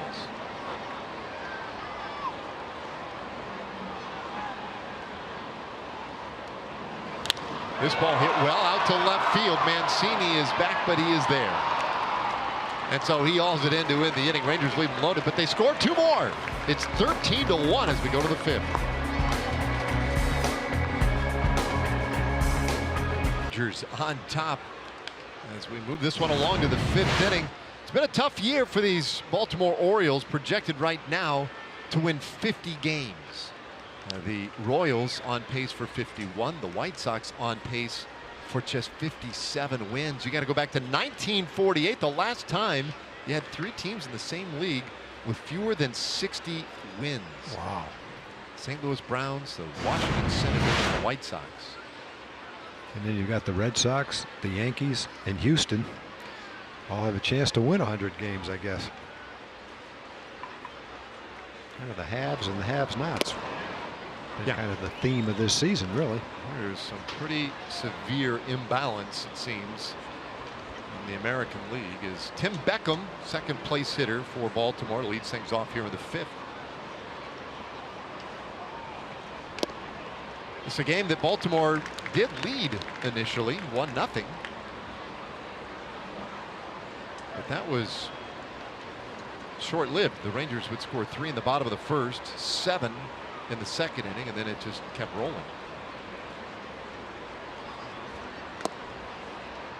Off the plate, it's 1-2 to Beckham. I guess the good news for the Orioles is even if they were to lose every single game the rest of the way, and that would be pretty awful, they would have 129 losses. As this ball hit hard into center field, Beckham is aboard with a base hit. But 129 losses would still be a few shy of the old 1899 Cleveland Spiders that went 20 and 134. Still the worst record all time. What they do? Kick them out of the league? How long were the Spiders in the league? Yeah, the Spiders were around. They were one of 2 teams owned by the same guy. And what he did was consolidated. Yes, he did. He took all the good dudes off his Cleveland Spiders of 1898. Boy, that'd be one to do today. Some guy with billions and billions of dollars buy 2 teams, put them together, and then sell an expansion team. They really have something.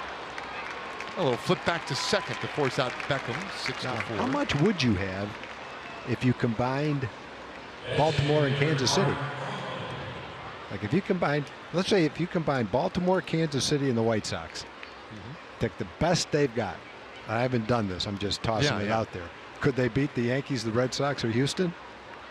Like in a 5 or 7 game series? No, in a course of 162 games. You consolidate that team. Could they beat either one of those teams?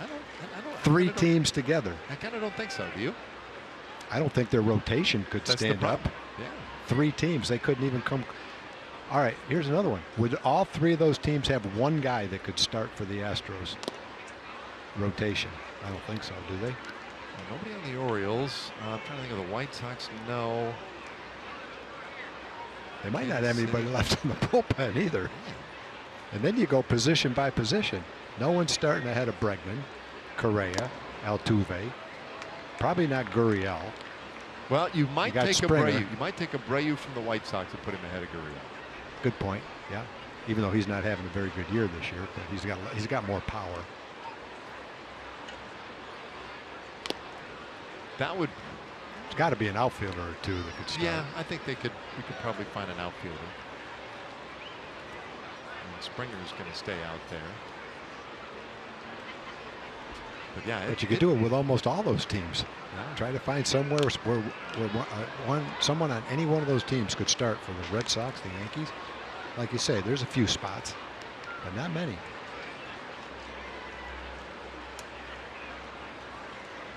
To have Buck be the manager of that 3-team.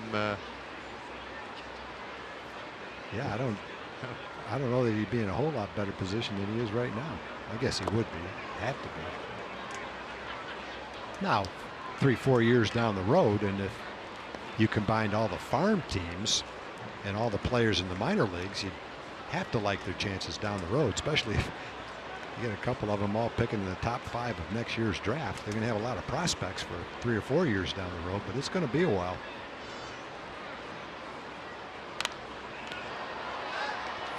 Fouled away. Stays 3-2 on Trumbo. Man on, 1 out here.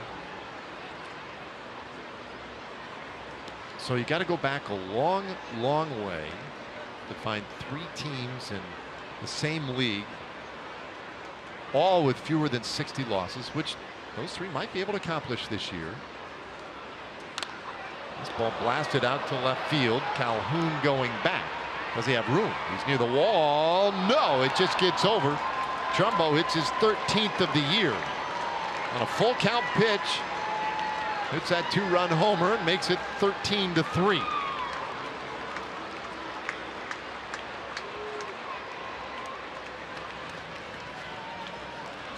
Trumbo has driven in all the runs. Hit the RBI ground out in the first.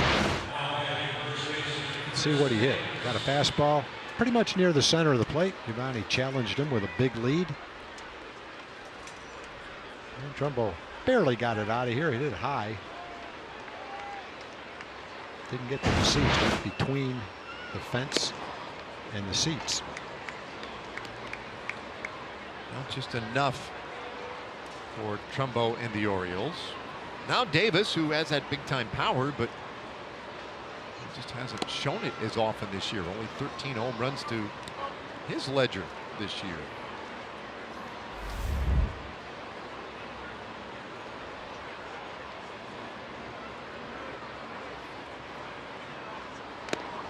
Up and in. 2 balls and a strike. So let's just forget about, like I mentioned, the Spiders, right? 20 and 134. Bad year. That was a real bad year. Bad year.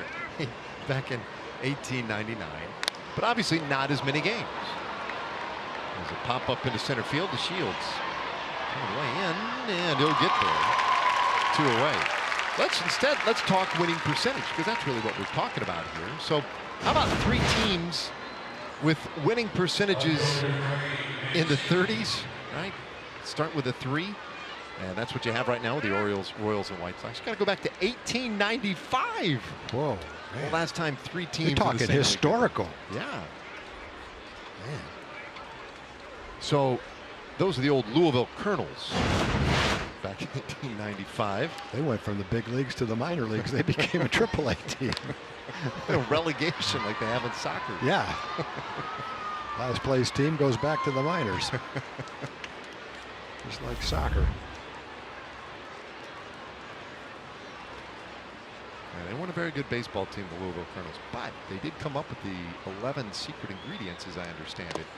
Well, I'm sure. I'm sure a lot of the teams are looking at the Astros and some of the other teams who took a major step back. Astros lost 100 games 3 years in a row, and they're using that model. Bear down. Well, take your losses and build for develop. But Astros did a pretty good job of rebuilding. Can the other teams come close to that? Well, the inning is done. A 2-run homer by Trumbo makes it 13-3.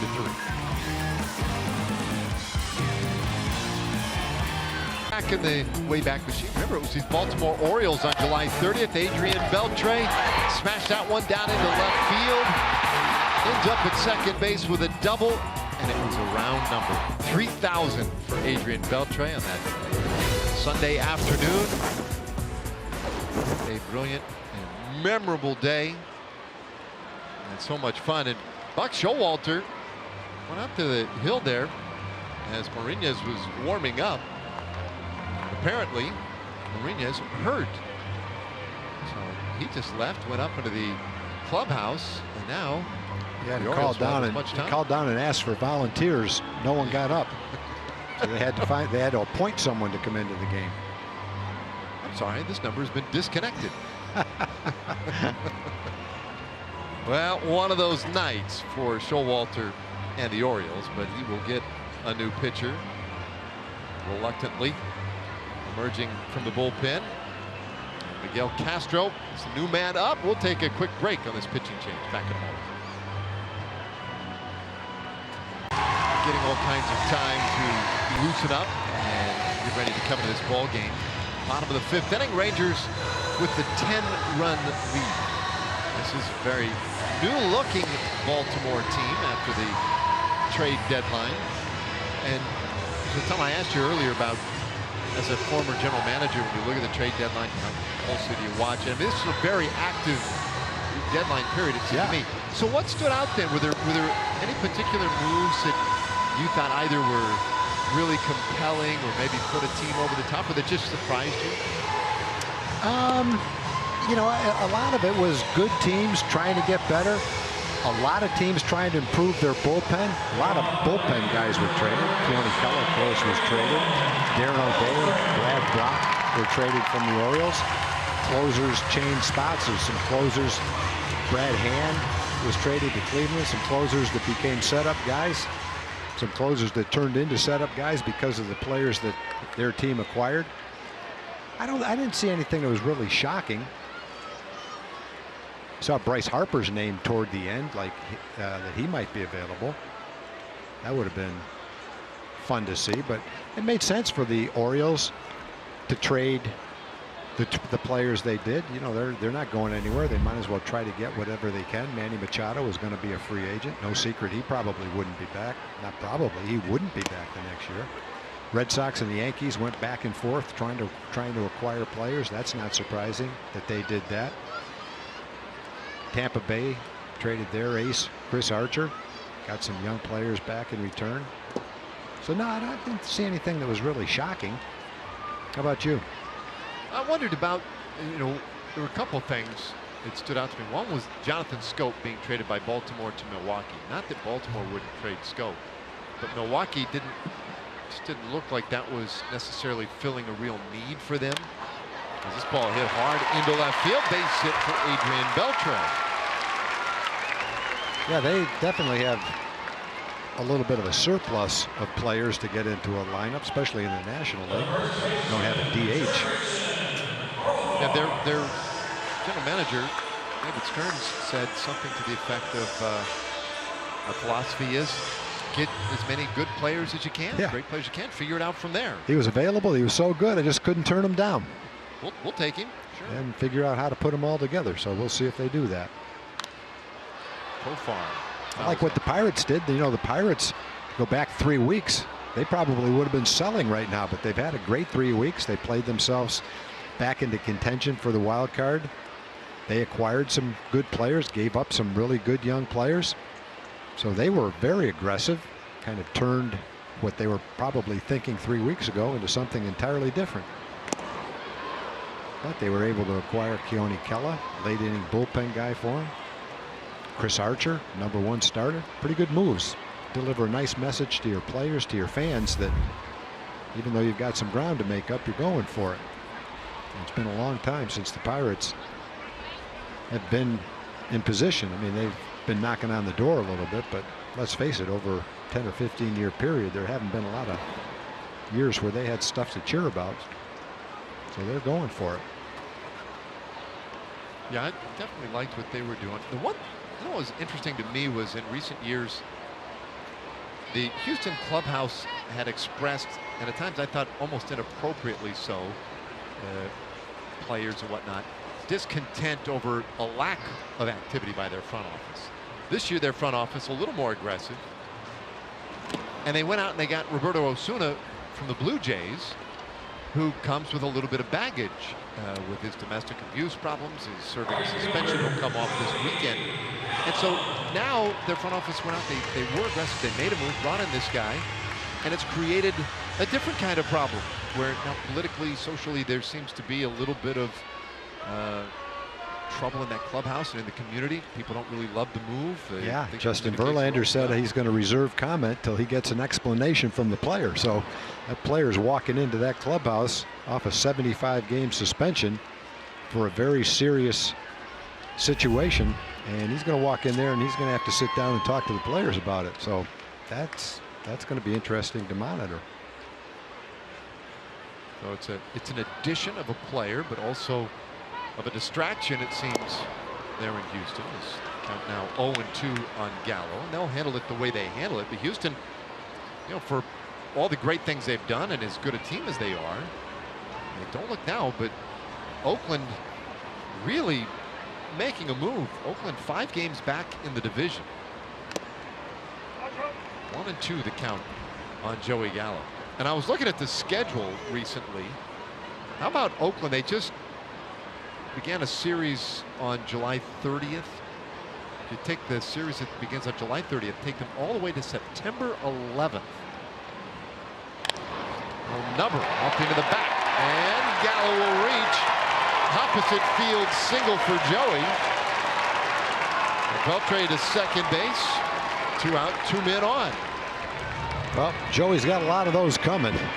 He's hit into the shift so many times this year. He wasn't trying to go to left field with this swing. That's his normal swing. He just hit it right off the end of the bat and cued it toward third base. Just got a piece of that thing, spinning like crazy.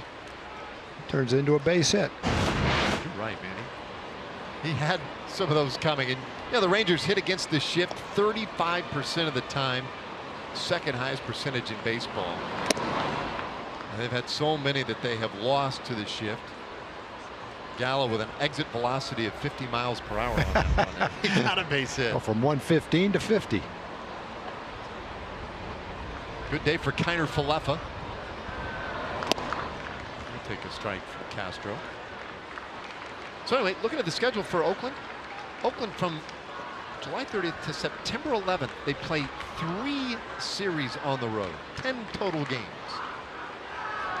Everything else at home. They'll have 6 off days and 27 home dates against just 10 road games. Wow. Well, they've been okay at home. They're 7 games over. They're 11 games over on the road. They've actually been a little bit better on the road, hit the ball better on the road, but I don't think you get anyone on their team to complain about that schedule. Swing and a miss by Kiner Falefa, and he strikes out 2 away. Yeah, they're set to make or perhaps extend the run that they're on right now, which has been pretty impressive. There'll be a little bit of pressure on Seattle, a little bit of pressure perhaps even on Houston. Well, Seattle had a little bit of a chance. They were able to do what the Rangers did against the Astros. The Astros played pretty well in Seattle. Rangers really helped the A's out, helped the Mariners out. Now it's up to them to take care of the rest. 2 out here in the 5th inning, 2 men on. Will Calhoun with a couple of doubles, a run scored, an RBI. Good day at the plate. It's such a strange schedule this year. If the Rangers were in contention with the Astros, they'd be done. They wouldn't even face the Astros in September, which, not playing anybody, a team in your division in September, or at least late in August, not the best thing.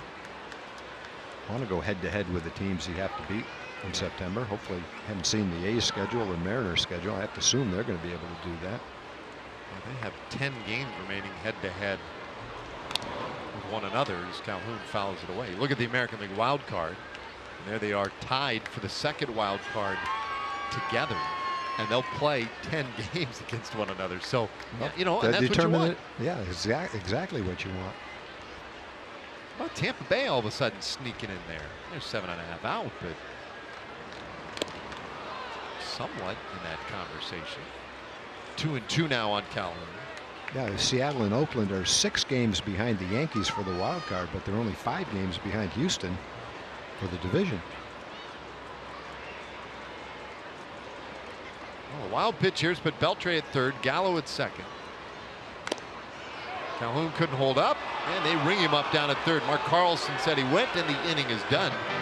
Miguel Castro striked out the side in the fifth. We go to the 6th inning, Rangers by 10.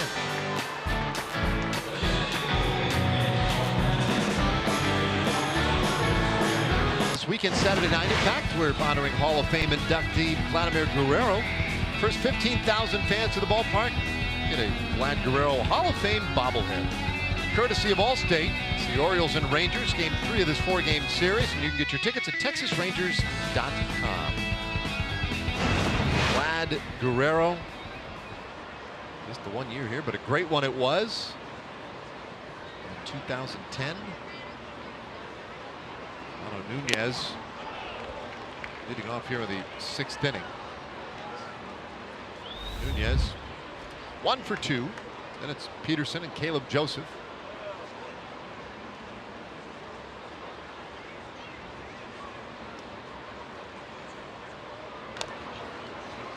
Mariardo ahead 0-2.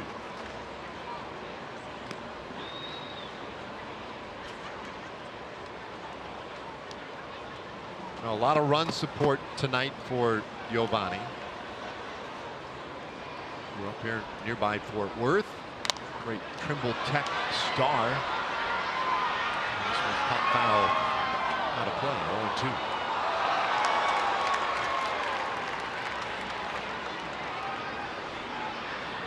0-2. So Tom, you and I were talking this afternoon. I don't know if it's a fair question yet, but I mean, this is the 8th start of the year for Giovanni. Seems like a slightly different guy than we saw last time he was a Ranger.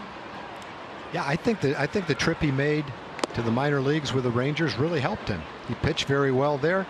He talked about speeding up his tempo a little bit, and he's had a couple of games that have put his ERA almost near 5. But if you look what he's done recently, 2 shutout appearances, 1 against the Astros, 1 against the Indians. Pretty solid start today. If he gets through the 6th inning unscathed, he will have had a quality start. 3 runs in 6 innings, won 3 in a row. Well, he will have won 6 games since June 23rd. 5 was tied for the most in the American League. 6 might be the most after today. So yeah, I think he's definitely pitched himself back into relevance. We were talking about, has he pitched himself into a position to be in the Ranger plans for next year? I think when he got called up, it was kind of a wait and see attitude. Let's see what he's got before we even think about that. But as the season winds down and he keeps pitching better and better, Rangers rotation, at least at this point in time, is not solidified for next year. So I think he's pitched well enough to where the Rangers have to at least consider that, think about it. When they got him, they might not have been thinking about it, but I think he's looked well enough to deserve some consideration for that. It's Peterson to chase one there for a strike. Peterson has tried to bunt his way on, but he's also singled down to first, a ball that was knocked down by Profar, but Jurickson couldn't quite get a handle on it. Now in a hole 0-2.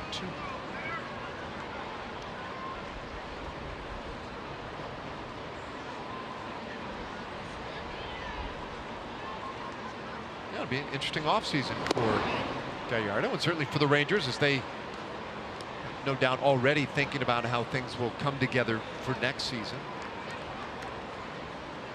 They certainly take inventory of the way guys like Gallardo have been throwing lately and throw down the stretch. Little tapper, first base side. Gallardo has it and tags out Peterson, one away. Nunez moves to second base.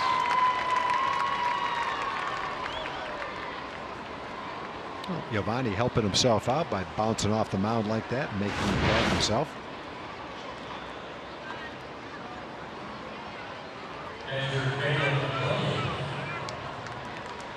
And there's a lot of different ways to accomplish that. Sometimes doesn't stay on a big league roster, but comes as an invite to spring training, signs on with a minor league deal. Who knows in what form that could take? I'd have to think that Giovanni likes it here, having grown up here. Again, it's too early to make those kind of guesses and decisions. A lot of time left in the season. Let's just say he hasn't hurt his chances the way he's done since he's been here.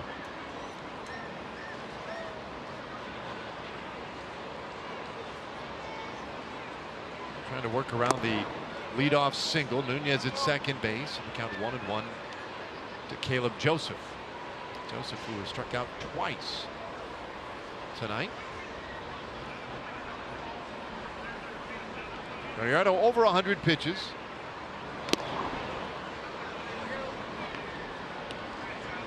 Eddie Butler on our Southwest Airlines bullpen live look. Not throwing out there. It's because he's already loose, ready to go.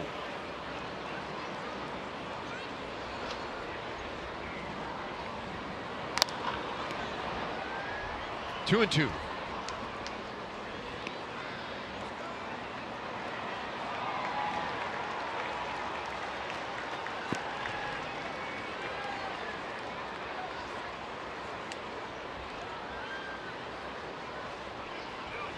So another good evening for Gallardo. Certainly helps to get a little run support, as he has once again. This ball hit well out to left field. Calhoun racing back will look up, and that one is gone. A two-run homer by Caleb Joseph, just his third of the year. And it's 13-5. I mentioned that Caleb Joseph was pretty hot coming into the game. 19 for 56, 339 in his last 56 at bats. He struck out his first two times up. This time he gets a hold of one. Hits it pretty well. Got a hanging breaking ball right near the center of the plate. Hit it high, but hit it far as well. Looks like it's going to be it for Giovanni. And he takes the baseball. Eddie Butler, who is ready to go, will be coming on. Nice start for Giovanni Gallardo. He'll lead with a 13-5 lead.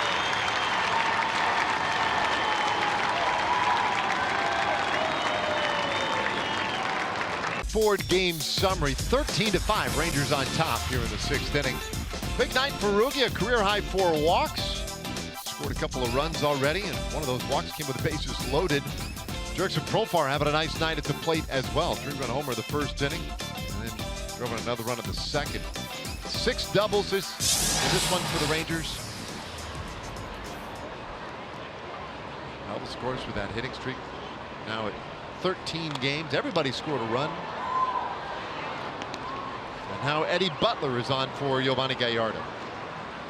Numbers for Eddie Butler on the season. He threw 1 pitch to retire the only batter he faced on Monday at Arizona. He got his first win as a Ranger. Pretty efficient. Yeah, it's about as efficiently as you can get it done. I guess you could come in, pick someone off, and not even throw a pitch.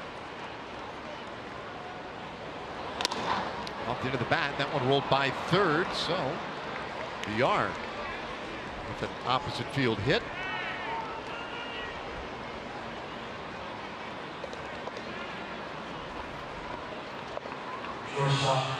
Second hit of the night for VR in his Orioles debut. Now Tim Beckham.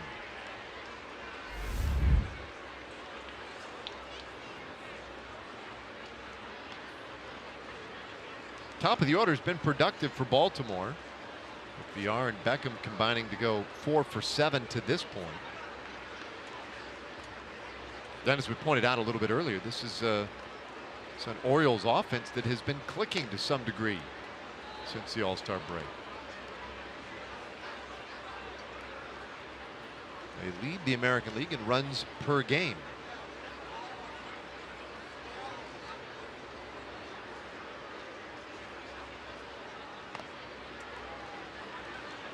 Two balls and no strikes on Beckham.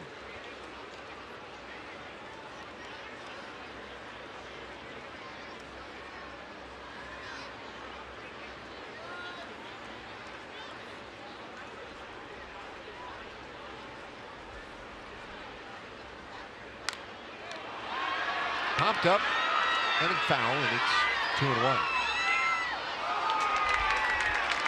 Butler was part of the compensation for the Rangers in that Cole Hamels deal. Or was it the Chavez deal? So many deals with the Cubs now. I don't remember. I find myself getting a little confused.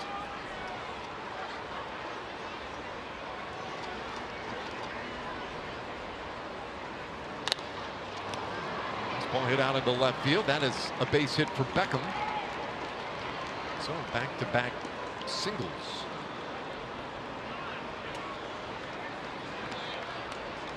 And Butler was part of the time for the WinStar World Casino and Resort leaderboard as Adam Jones steps in here, and look at home runs by a center fielder, American League history. And there he is, Adam Jones, 5th on that all-time list. Mantle, Griffey, Fred Lynn, Bernie Williams. That's a pretty cool list to be on.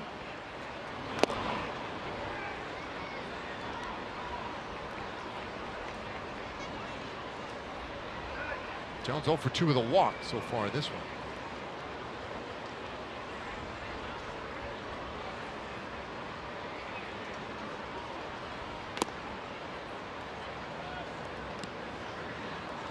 Anyway, Butler, he was originally drafted by the Rangers, a 35th round pick coming out of high school. He told me at the time he knew he wasn't going to sign. This ball hit well down the left field line and foul.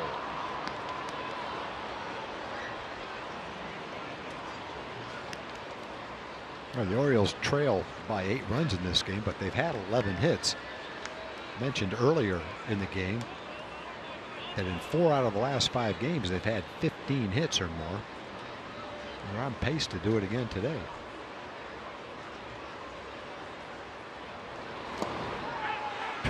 Swing and a miss. This one gets away.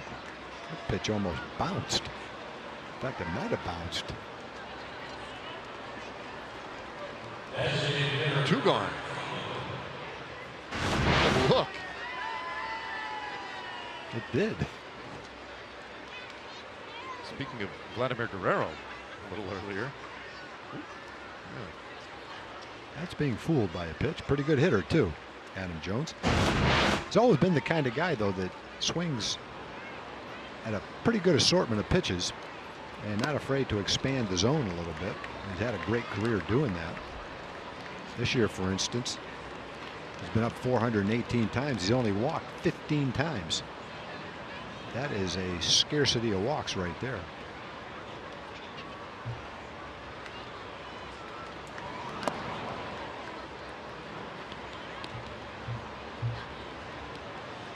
Trumbo homered his last time up.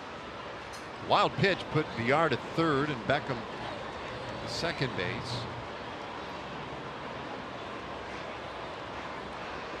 And Butler's 1-1. A little low.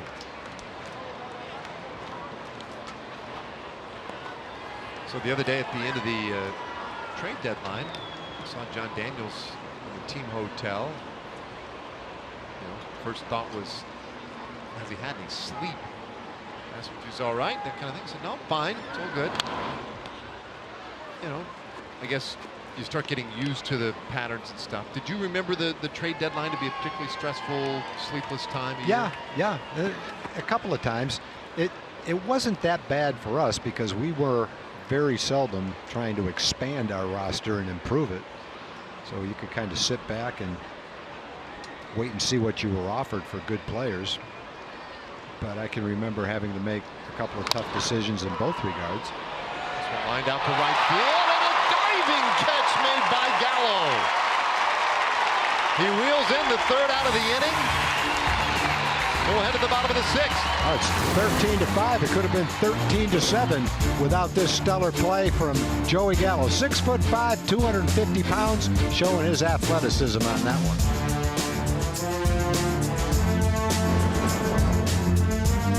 As we head to the bottom of the sixth inning, but boy, the play to get us to the bottom of the sixth inning was a special one from Joey Gallo. It was. Rangers have a big lead, but it would have been a lot less without that play. Catch probability based on fielder metrics, only 10%. Well, the big guy showing you his athleticism out in right field. Got a good jump, the all-out dive. Saved a couple of runs right there. Who knows? That might have been a triple. Would have made the score 13-7. The inning's still going. Who knows what could happen? That was an important play at that point in time with men at second and third. So now here in the sixth inning, Delano DeShields. Doubled earlier, walked his last time up. Dave, you're talking about trades at the deadline. I'll give you a couple of examples of ones that we did have. There was one year where we were slightly in contention. I think we were 5 or 6 games behind Oakland. Felt like we needed a middle of the lineup hitter, and Harold Baines was available. And so Larry Himes was the general manager for the White Sox, and he asked for either Juan Gonzalez or Sammy Sosa, one of those two, and Wilson Alvarez. And I remember when he first asked, the answer was we wouldn't trade any one of those 3 guys for Harold Baines. But then, you know, you start thinking about, well, we've been down for several years. We got a chance to deliver a message to the players, to the fans. Let's go for it. And so we decided to trade Sammy Sosa and Wilson Alvarez for Harold Baines, and didn't work out. Harold didn't like Texas, didn't play all that well here. Now, Sammy didn't establish himself with the White Sox. Larry Himes got fired by the White Sox and went to the Cubs and traded for him again. And this time it worked out pretty well for him. But Wilson Alvarez won 14 or 15 games the next year, and turned out to be a bad trade for the Rangers because it was a trade made for the present instead of continuing to build for the future at a time when we really weren't good enough to do that. So that was kind of a regrettable trade. The other one in the other direction was we traded Steve Buechele one year to the Pirates. The Pirates needed a third baseman, and they offered a couple of really good young pitching prospects, Hector Fajardo and Kurt Miller, who I guess at the time were probably 2 of the top 10 pitching prospects in all of baseball. And the Rangers had Dean Palmer ready to play third base. So it was extremely tough to trade Boo for what he'd meant to the franchise. But at the same time, it was a chance to get 2 of the best young starting prospects in all of baseball. And at the time, we were elated to be able to acquire them. And as it turned out, neither one of them ever did anything. So it just goes to show you how difficult it is to develop pitching. Those kids, you would just assume that one or both of them was going to be a successful major league starter, and neither one of them were. So when you see the reactions to trades, you know, people, wow, I can't believe we got this all we got, or we got that. Or, let's wait and see. You just wait and see. Wait and see. You never know. A swing and a miss by Chu, and he strikes out for a second time tonight. 1 away here in the 6th inning. Brings up Rougned Odor. No, it was tough to predict at the time that Sammy Sosa was going to end up weighing 240 pounds and hit 500 home runs. You didn't know that at the time. Right. I think everybody thought Sammy was going to be a terrific player, maybe a guy that would, you know, he was slim at the time, play a solid right field. He had a good arm. He ran pretty well. Might hit 30 doubles, hit 20 home runs, knock in 85 runs, steal 14 bases, which is a really good player, don't get me wrong. But it was tough to predict he was going to become that kind of player. At the same time, even if we only had to trade one player, if it was Juan Gonzalez, that trade was not going to be made. Everyone expected Juan to become the kind of player he did become. Strike in there to Odor makes it 0-2. I think in a lot of ways it's, at least for me, a little bit easier to anticipate what a position player is going to do than a pitcher. There's just so many things that can go wrong with a pitcher. Doesn't develop the pitch he's working on. Gets hurt. Odor sends this one high in the air and deep to right field and gone. A towering blow into the upper deck. And Odor had waited all night. Finally got one to hit. And he did, his 11th homer of the year. He hasn't had a chance to swing very much in this game. But he made the most out of one of them right there. Upper deck over the bullpen. That wasn't upper deck down the line. That was upper deck toward right center field. A fastball up, outside part of the plate, but belt high. And he crushes it into the upper deck. 11th home run for Ruby.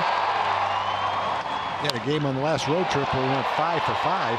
He's been on base 5 times in this game, 4 walks and a 2-run homer.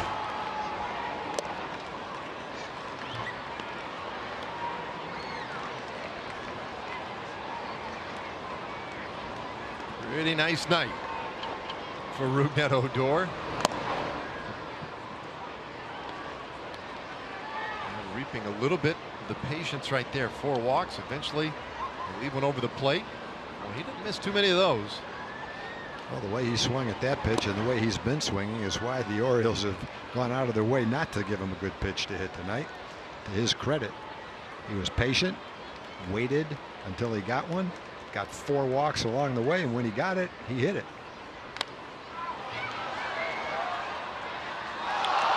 2 strikes on Andrews, who has 3 hits already tonight. Still a ways to go in this one. Ruby should get at least 1 more at bat.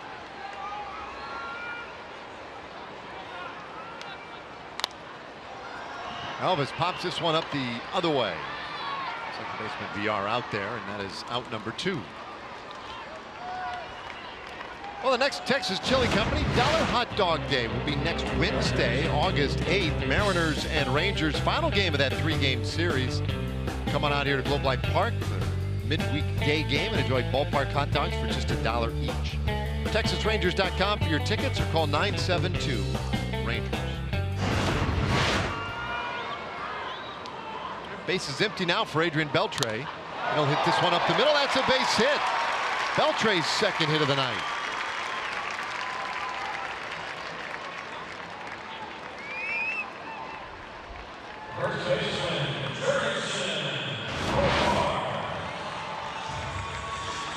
Gets a fastball down. That one's solidly past shortstop. Every Ranger has at least a hit in this game. 7 of them have at least an RBI. Well, that was number 3,129 for Adrian. Now Profar will take outside.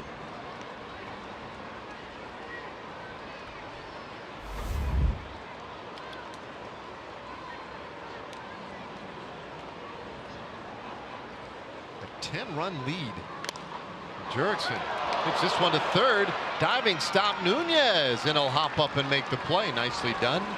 And it ends the inning, but the Rangers add 2 more runs on the home run by Rugi. It's 15-5.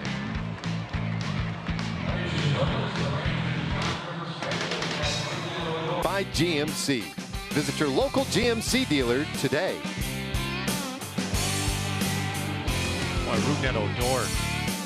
On base average closing in at close to 350. His OPS now near 800 for the year. After a slow start, he has turned it around and is having a monster go of it. And he has the Rangers in front by 10. 7th inning now. And Chris Davis takes strike 1 from Eddie Butler. Well, Davis 0 for 2 with a walk.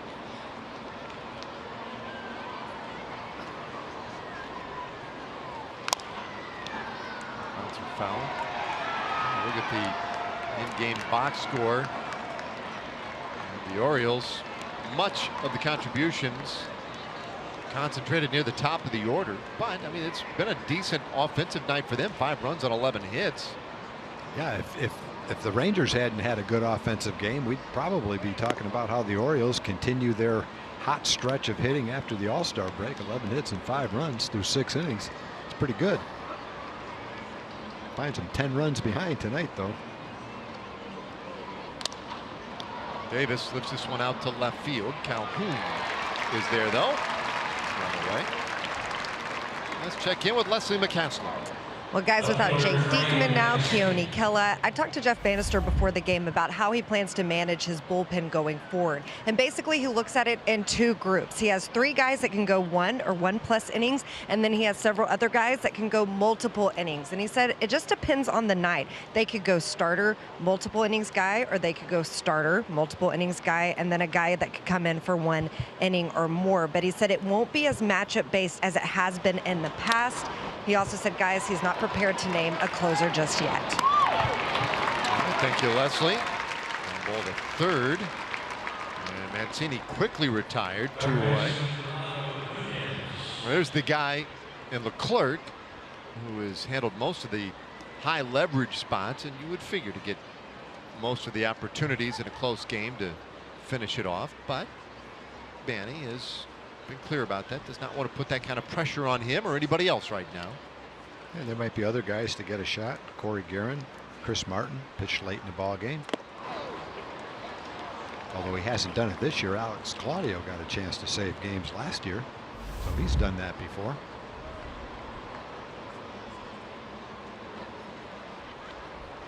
In fact, Alex saved 11 games for the Rangers last year. There's Alex. Well, Butler puts first 2 in there for strikes to Renato Nunez, who has a couple of hits tonight. I'm happy with that effort. 1 and 2. Rangers also did make an acquisition today. We saw earlier how the Orioles team has changed so dramatically in the last couple of weeks. Trade deadline, etc. Bouncer third base, diving stop. Beltre from his knees throws to first, and Nunez tagged out. What a play by Adrian Beltre. Well, he's made a couple of them tonight. He made his signature play charging it, and he makes an all-out dive, Doing things you wouldn't expect someone his age to be able to do.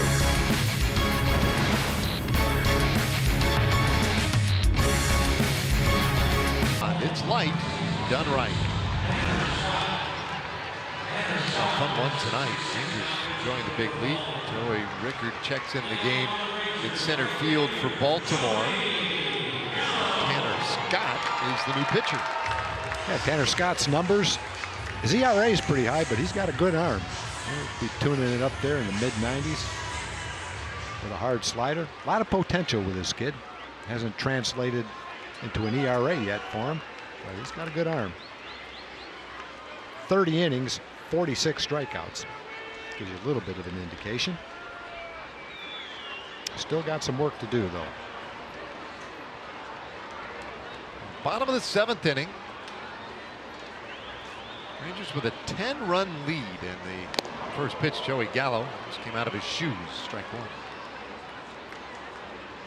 Rangers in-game box score. You see everybody with at least 1 hit. And only 3 players held to just the single hit. A lot of production up and down the lineup tonight. On a night where they scored 15 runs on 16 hits, I suppose that would stand to reason. That's a great shot from right behind home plate. It gives you a little bit of a look at what a hitter has to look at with the pitcher. What the hitter sees from the pitcher. This kid's throwing 97 miles an hour. And there it goes. Yep, that one's sent out to right field and gone. Gallo with a home run tonight, adding to the parade, and it's 16-5. And that turned out to be a home run, but that's a very rare spot for Joey to hit a home run. Hit it to right field 2 rows back. What that tells you is he didn't get it very well. Did not hit off the barrel of the bat, but he's so strong it went out of here anyway. Didn't have that sound that his ball usually makes when it hits the barrel of the bat. That one hit right off the end of the bat. It still went 360 feet, far enough to be a home run. Must be nice to have that kind of power. Yeah, that's impressive. Wow. Upstairs to Kiner Falefa for ball one. So Gallo is 27th home run of the year, and a 3-hit night for him. Another walk for Joey in the game. He scored 3 times. This one got in on Kiner Falefa. A little pop up to the right side. One away. There's been a lot of great offense tonight, but there's been some pretty impressive defense as well. Yeah, it's been fun to watch it too. He's had a couple of hits and a walk in the game, and defensively, he's done the job as well. Jace Peterson with a bunt, had some spin on it. Adrian catches it, fires it, going toward the line with something on it. This play might even be better. 2 steps and a dive, throwing from his back. Jurickson and Profar got the ball in time to make the tag, so seeing a pretty nice game from Adrian tonight. Been on base 3 times with a couple of hits, scored a run, and made 2 stellar plays at third base.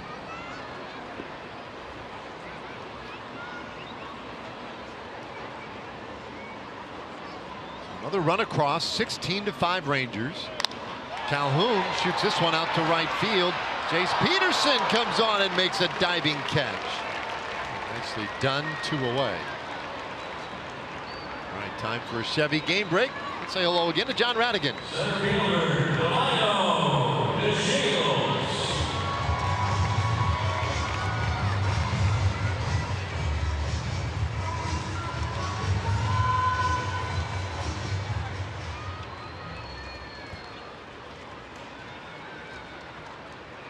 Pretty crazy right now, that National League East. Yeah, as bad as Washington's played, they're still hanging in there. They're only 5 games out. That's going to be fun watching Philadelphia and Atlanta if they stay in it all the way. So would you, I mean, so happy for Gabe Kapler, seeing him coach and manage that team. After his start, that first such a week of the likable season, guy. That's pretty neat. Great personality. You talk about a positive, upbeat guy. So much fun to talk to when he was here. Bright. Good effort there by the grown-up gentleman. It was a youngster who came away with the baseball. Yep, right up. One finger on it. Yeah, bring a glove next time. You have a bigger smile on your face, and your finger wouldn't be quite as sore either. Well, the Shields pops this one up into short right field. Peterson right there again. So the inning is done, but a Gallo home run adds to the Rangers' lead. It's 16-5.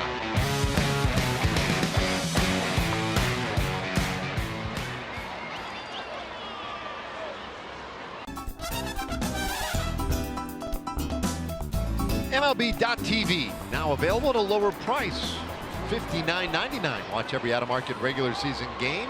Plus, get a free subscription to MLB At Bat Premium. Blackout and other restrictions apply. Go to MLB.TV to take advantage of this special offer.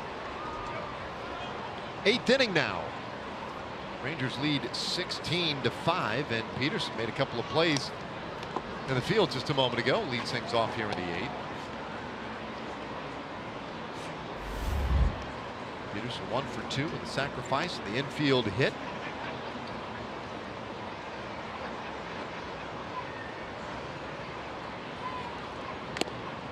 Swings and misses. I started to mention about an inning ago that the Rangers made another move today, and it relates to the Baltimore Orioles. Rangers signed Chris Tillman to a minor league contract.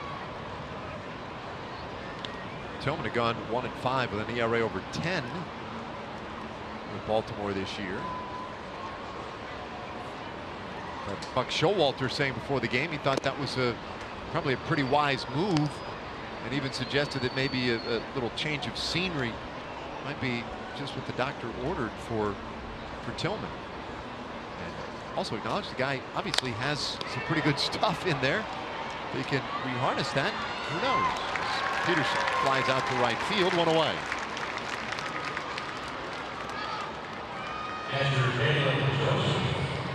Brings up Caleb Joseph.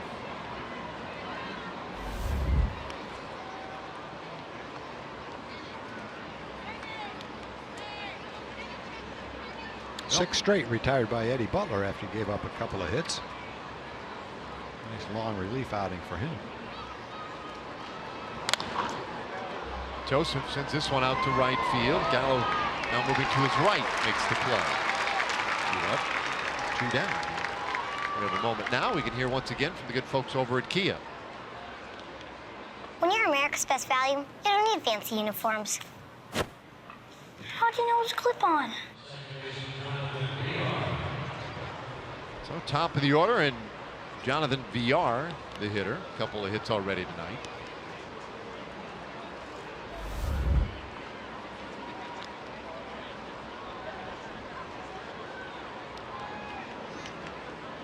Orioles in a big hole, 16-5. It's the 11th time this year that they had allowed double-digit runs. Only the 2nd time this year that they've allowed 15 or more runs in a game. Lately, they've been able to cover up some of the pitching problems with a real good offense. Today, their offense, though not bad, real tough time trying to cover up all of those runs. Chopper out to second. Odor makes the routine play. It's a 1-2-3 8th inning for Eddie Butler, so he looks great in relief. We go to the bottom of the 8th inning, 16-5. Sponsored by Southwest Airlines. Low fares, no hidden fees. That's transparency.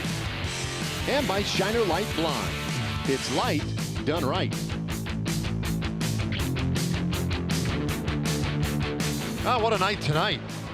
Bottom of the 8th inning, Chu will lead things off. Chu 1 for 5 with a run scored, and Rangers leading by 11. Tanner Scott pitched the 7th inning, out here to pitch again in the 8th. That's 1-1.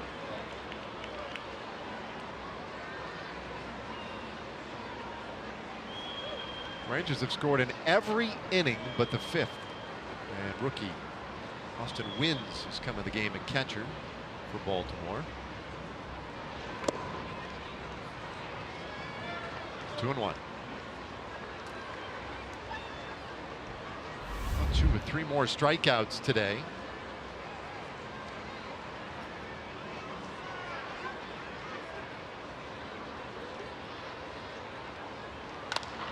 Shoots this one down the left field line. That could be trouble. It is. Down and into the corner. And Chu heads to second base. He has a leadoff double. It's a multi-hit night for Chu.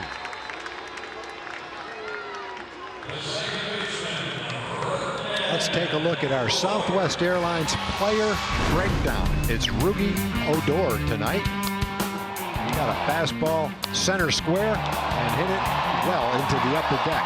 Again, he didn't pull this ball. That's over the Ranger bullpen. That's a long way into the upper deck out that way. So in addition to the home run, he also walked 4 times, including a walk with the bases loaded. So he's driven in 3, he's scored 3, walked 4 times, and hit a home run. Pretty nice night. Plank. That allows Chu to move up to third base.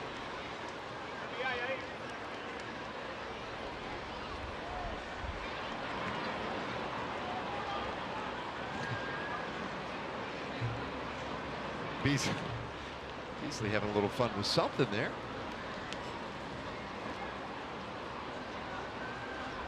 Rangers have gotten some free extra bases today. There on that passed ball. And now Scott buries one. 2-0. It's a season high tonight with the 10 extra base hits.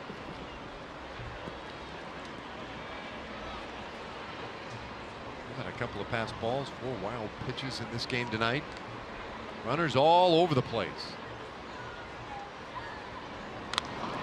This one fouled back our direction.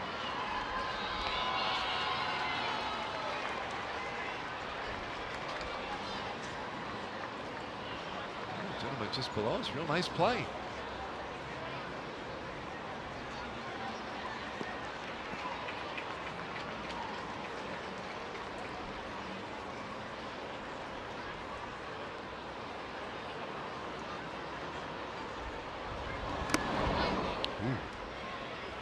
3-1. 97 miles an hour up near your eyes. Ruge barely backed away from it. It's already been an unusual night for Odor. Might get a lot more unusual right here if he throws ball 4. Foul back, full count.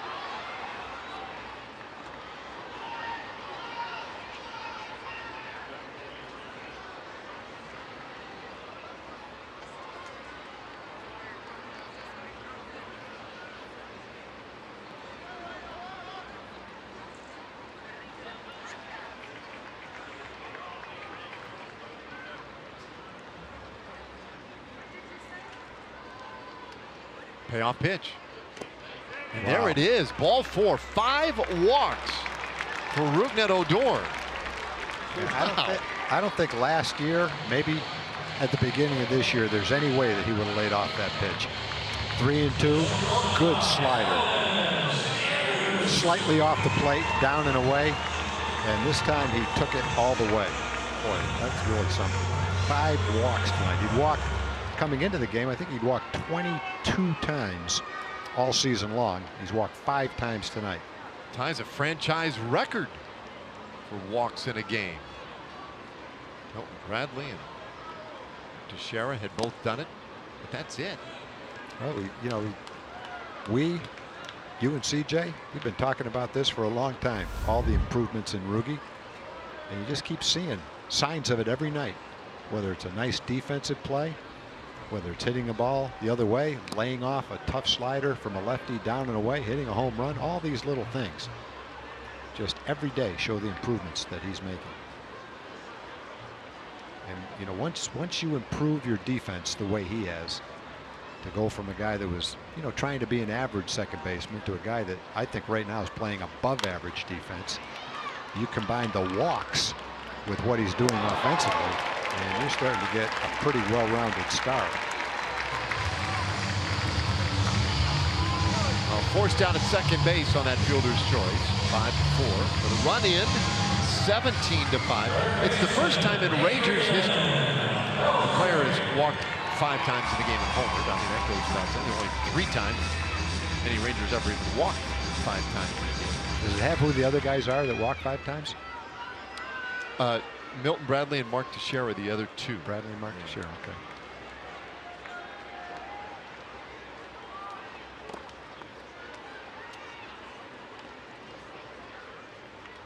I don't think there was any time last year where you would have predicted that Ruge would be the 3rd guy to walk 5 times in a game.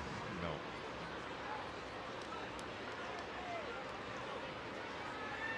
Chu, maybe. Ruge. He's asking him to check. Oh, you took a full swing. You try to trick somebody with that one. Umpire said, come on, man, I don't have to check on that one. Almost pulled a muscle swinging at that pitch.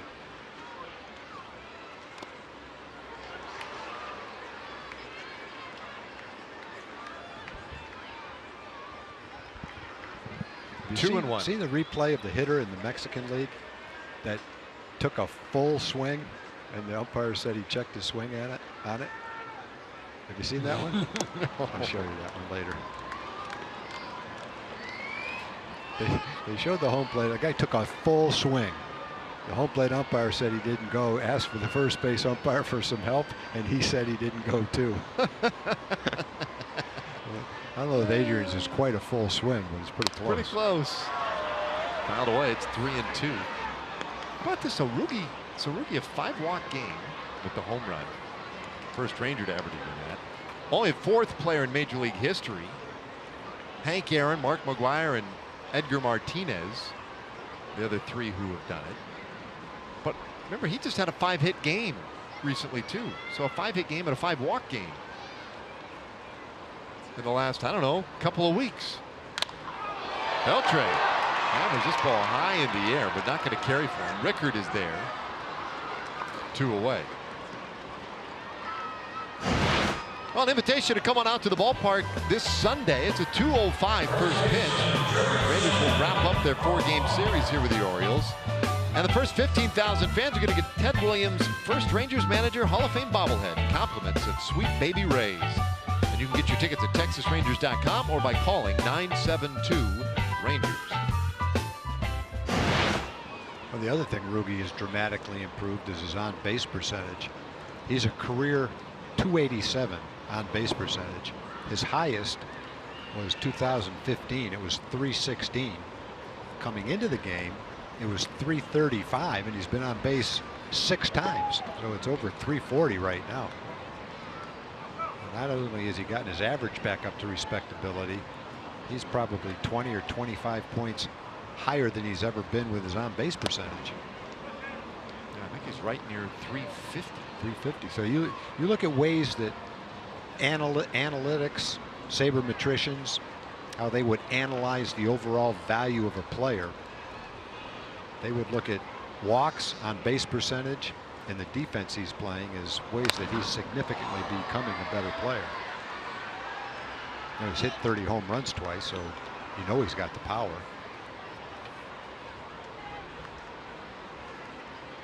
But I like the way he's improved in those other areas. That makes him a much better, well-rounded player. A lot of smiles these days from Rugi. I guess so. 3-1 now. We're on Profar. Man on, 2 out here.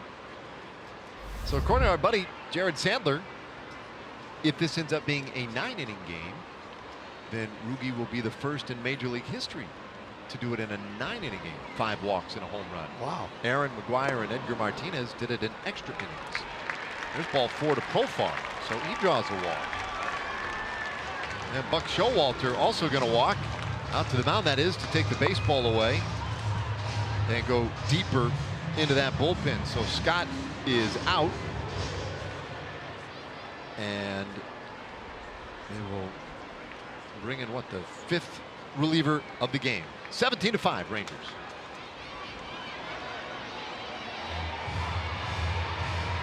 Southwest Airlines. Low fares, no hidden fees. That's transparency. By Ford. Visit your local Texas Ford dealer during the Ford Summer Sales Event. Ford is the best in Texas. And by Shiner Light Blonde. It's light done right.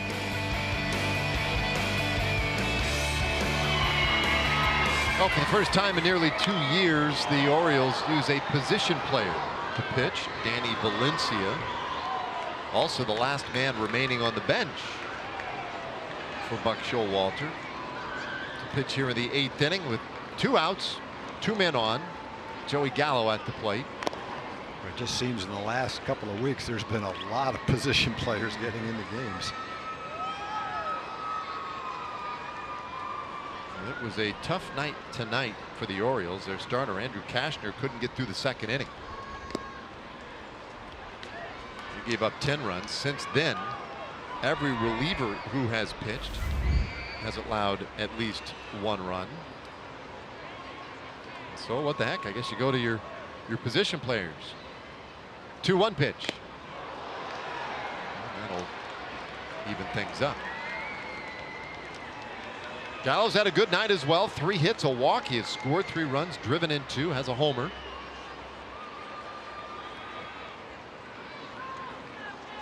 $17 runs, 18 hits for the Rangers. That's a full count.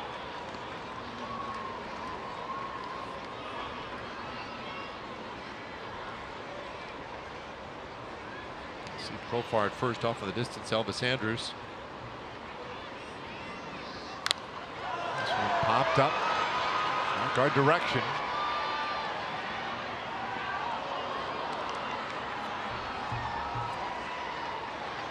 Stays 3-2. The only time the Rangers did not score tonight was the 5th inning. And they got 2 of the first 3 hitters on base. They left 2 in the inning. Payoff to Gallo. Strike 3 called. Uh-oh, he doesn't like it. 91 miles an hour. So Gallo goes down looking, and the inning is done. Rangers add another run, up by 12.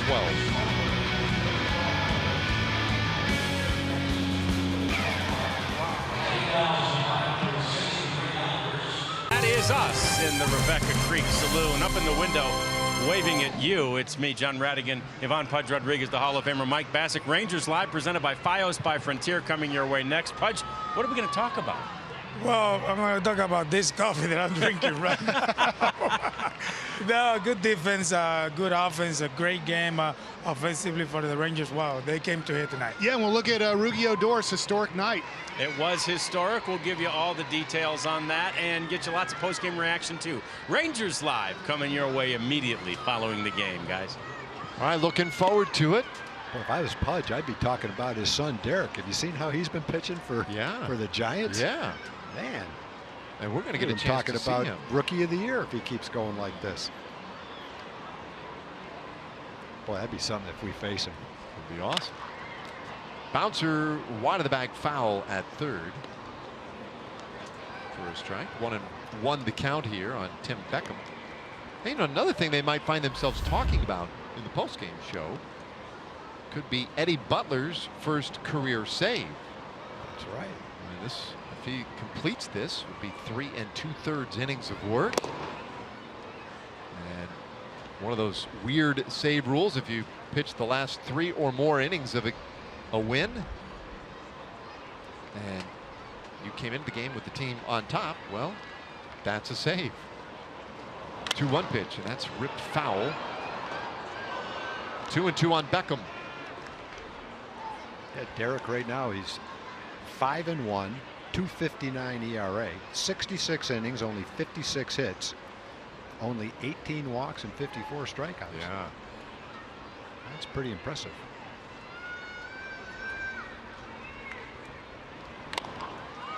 Tapper by the mound towards second. Odor has to hustle it, and he gets it there in time to get Beckham. Nicely done, one away. Yeah, he didn't panic. Knew he had a shot. Could have sprinted, shuffled the ball out of his glove, tried to barehand it. Instead, makes the fundamentally sound play and nipped him at first base. Yeah, another sign of maturity. Maybe last year he would have tried to barehand that ball, flip it with his glove, but realized he had time and he made it the safe way and got it.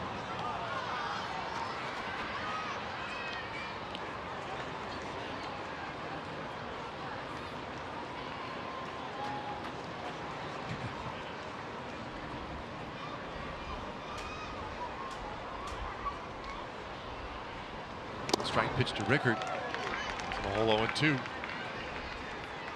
Rickard came on in the 7th inning defensively, so his first at bat of the night.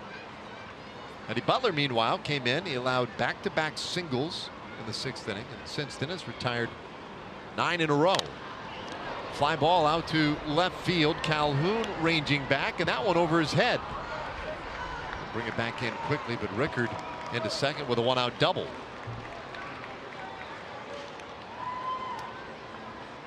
So it's a 12-run lead here in the 9th inning. Looking ahead to tomorrow, game 2 of this 4-game series. David Hess has the ball for Baltimore. Our Ford Probables featuring Ariel Jurado making his 3rd start for the Rangers. And man, was he nasty. Yeah, looking forward to seeing that start. He can back up a nice one tomorrow. That was impressive. Mark Trumbo takes the strike.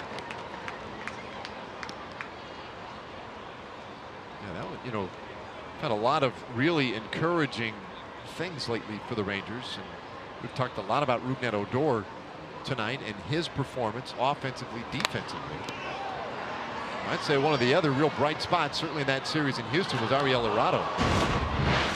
And if he can do anything close to what he did against Houston, I'm not talking even so much those numbers, though they were very good, but what we saw, the movement, the action on his pitches, man. The swings he was getting.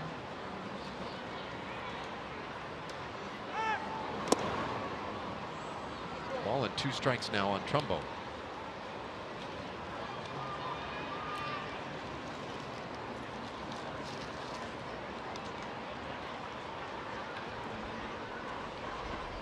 Trumbo homered back in the 5th inning. His 13th of the year. He swings and misses strike 3. So Butler gets his 2nd strikeout of the night. 2 away here in the 9th inning.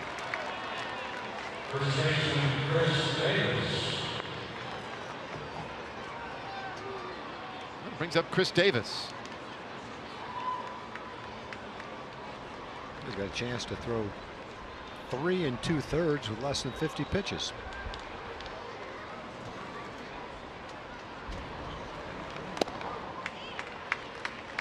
Good fastball at 94 miles an hour. It's pretty good movement on it.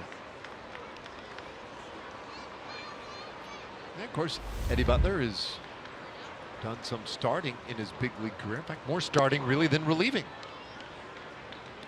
39 career starts, most of those coming with Colorado, but 11 starts with Chicago.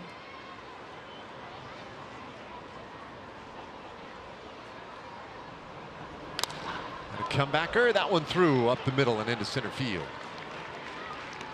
Around third base, Rickard, he scores, and Davis drives in his 36th run of the year, his first hit of the night.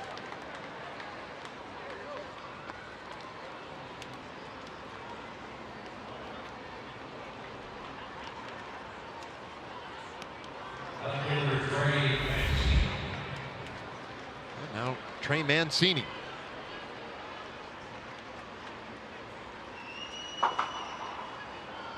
Rangers looking for their 47th win of the season.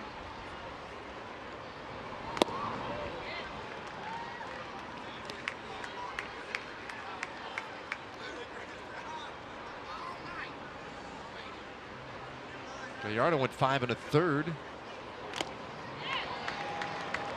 Up with a big lead, and now 0-2 the count to Mancini. So Butler out on the doorstep here, 17-6.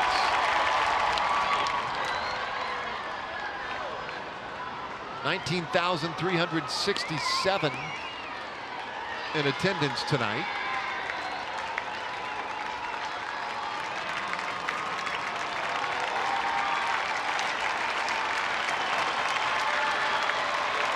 The 0-2.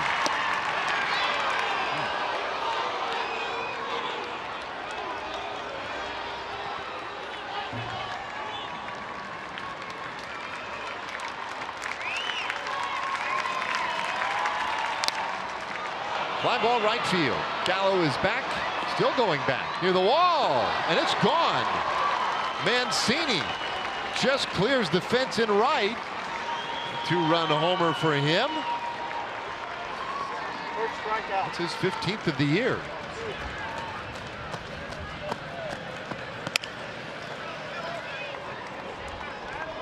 Mancini last year hit .293 with 24 home runs.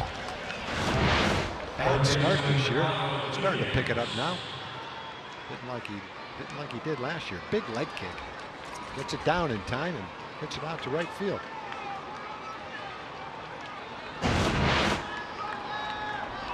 So the base is empty now, and Renato Nunez pulls it foul. It's not often you get 8 runs and 14 hits and find yourself behind by 9 runs.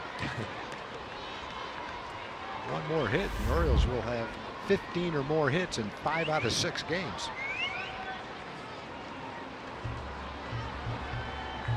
Well, Nunez has had 2 of them, both singles. A little high, 1-1.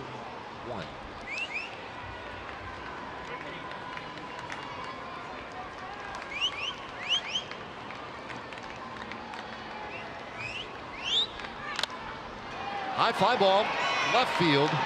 Calhoun coming in. Well, the shield's coming over. And Delino puts it away, and indeed, Eddie Butler does get that first save of his big league career.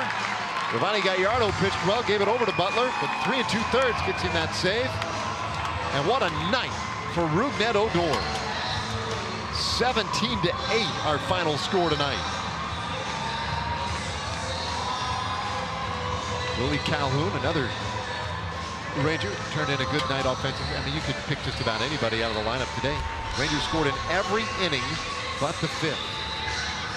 So it was a great road trip. and an even better start to this homestand.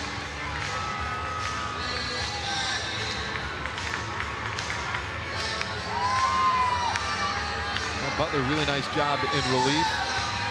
And Jeff Bannister, that's a nice luxury. Your starter went 5 1/3, be able to call in a guy and just let him go the rest of the way. Well, you have to use maybe 1 or 2 other pitchers in your bullpen. They're rested for tomorrow in case you need them. Ronnie gets his 6th win. All right, 17-8 the final score. And we check in with Leslie McCaslin. Yeah, 17 runs, 3 home runs tonight. What got into this offense? I don't know. I mean, we've been scoring the ball up pretty often for like the last week, so just all came together tonight. How important was it to get to Andrew Kashner early in this game like you guys did in that 2nd inning? Yeah, it was really important just because he's the type of pitcher that that can really throw the ball. So our approach was just see as many pitches as we can and just keep on attacking. Of course, you contributed as well, not only your first career double in the majors, but your 2nd career double, and I see you got to keep the ball. What does something like this mean to you when you get to accomplish something new at this level? Yeah, it means a lot just because there's a first for everything. So for it to be the first one was really exciting. What will you do with it? I'll probably just give it to my parents. Yeah. I love that. So you've been with us for a month or so now. You've seen Rougned Odor and what he's been able to do, the way he goes about his work. Tonight he had 5 walks and a home run. What have you picked up from him? He's an unbelievable player. Just seeing him from last year to this year is like night and day. I mean, he's a tremendous player. So being able to see him do what he's doing is pretty impressive. All right, thanks, Willie. We appreciate it. Back to you guys. Yeah, great job tonight. Everybody involved in a huge win for the Rangers to start this homestand. Now coming up, John Radigan, Pudge Rodriguez, and Mike Bassick. Lots to talk about after this one. For Tom Grieve, Leslie McCaslin, and our entire crew, I'm Dave Raymond, inviting you to stay with us. More Rangers coverage coming up right after this.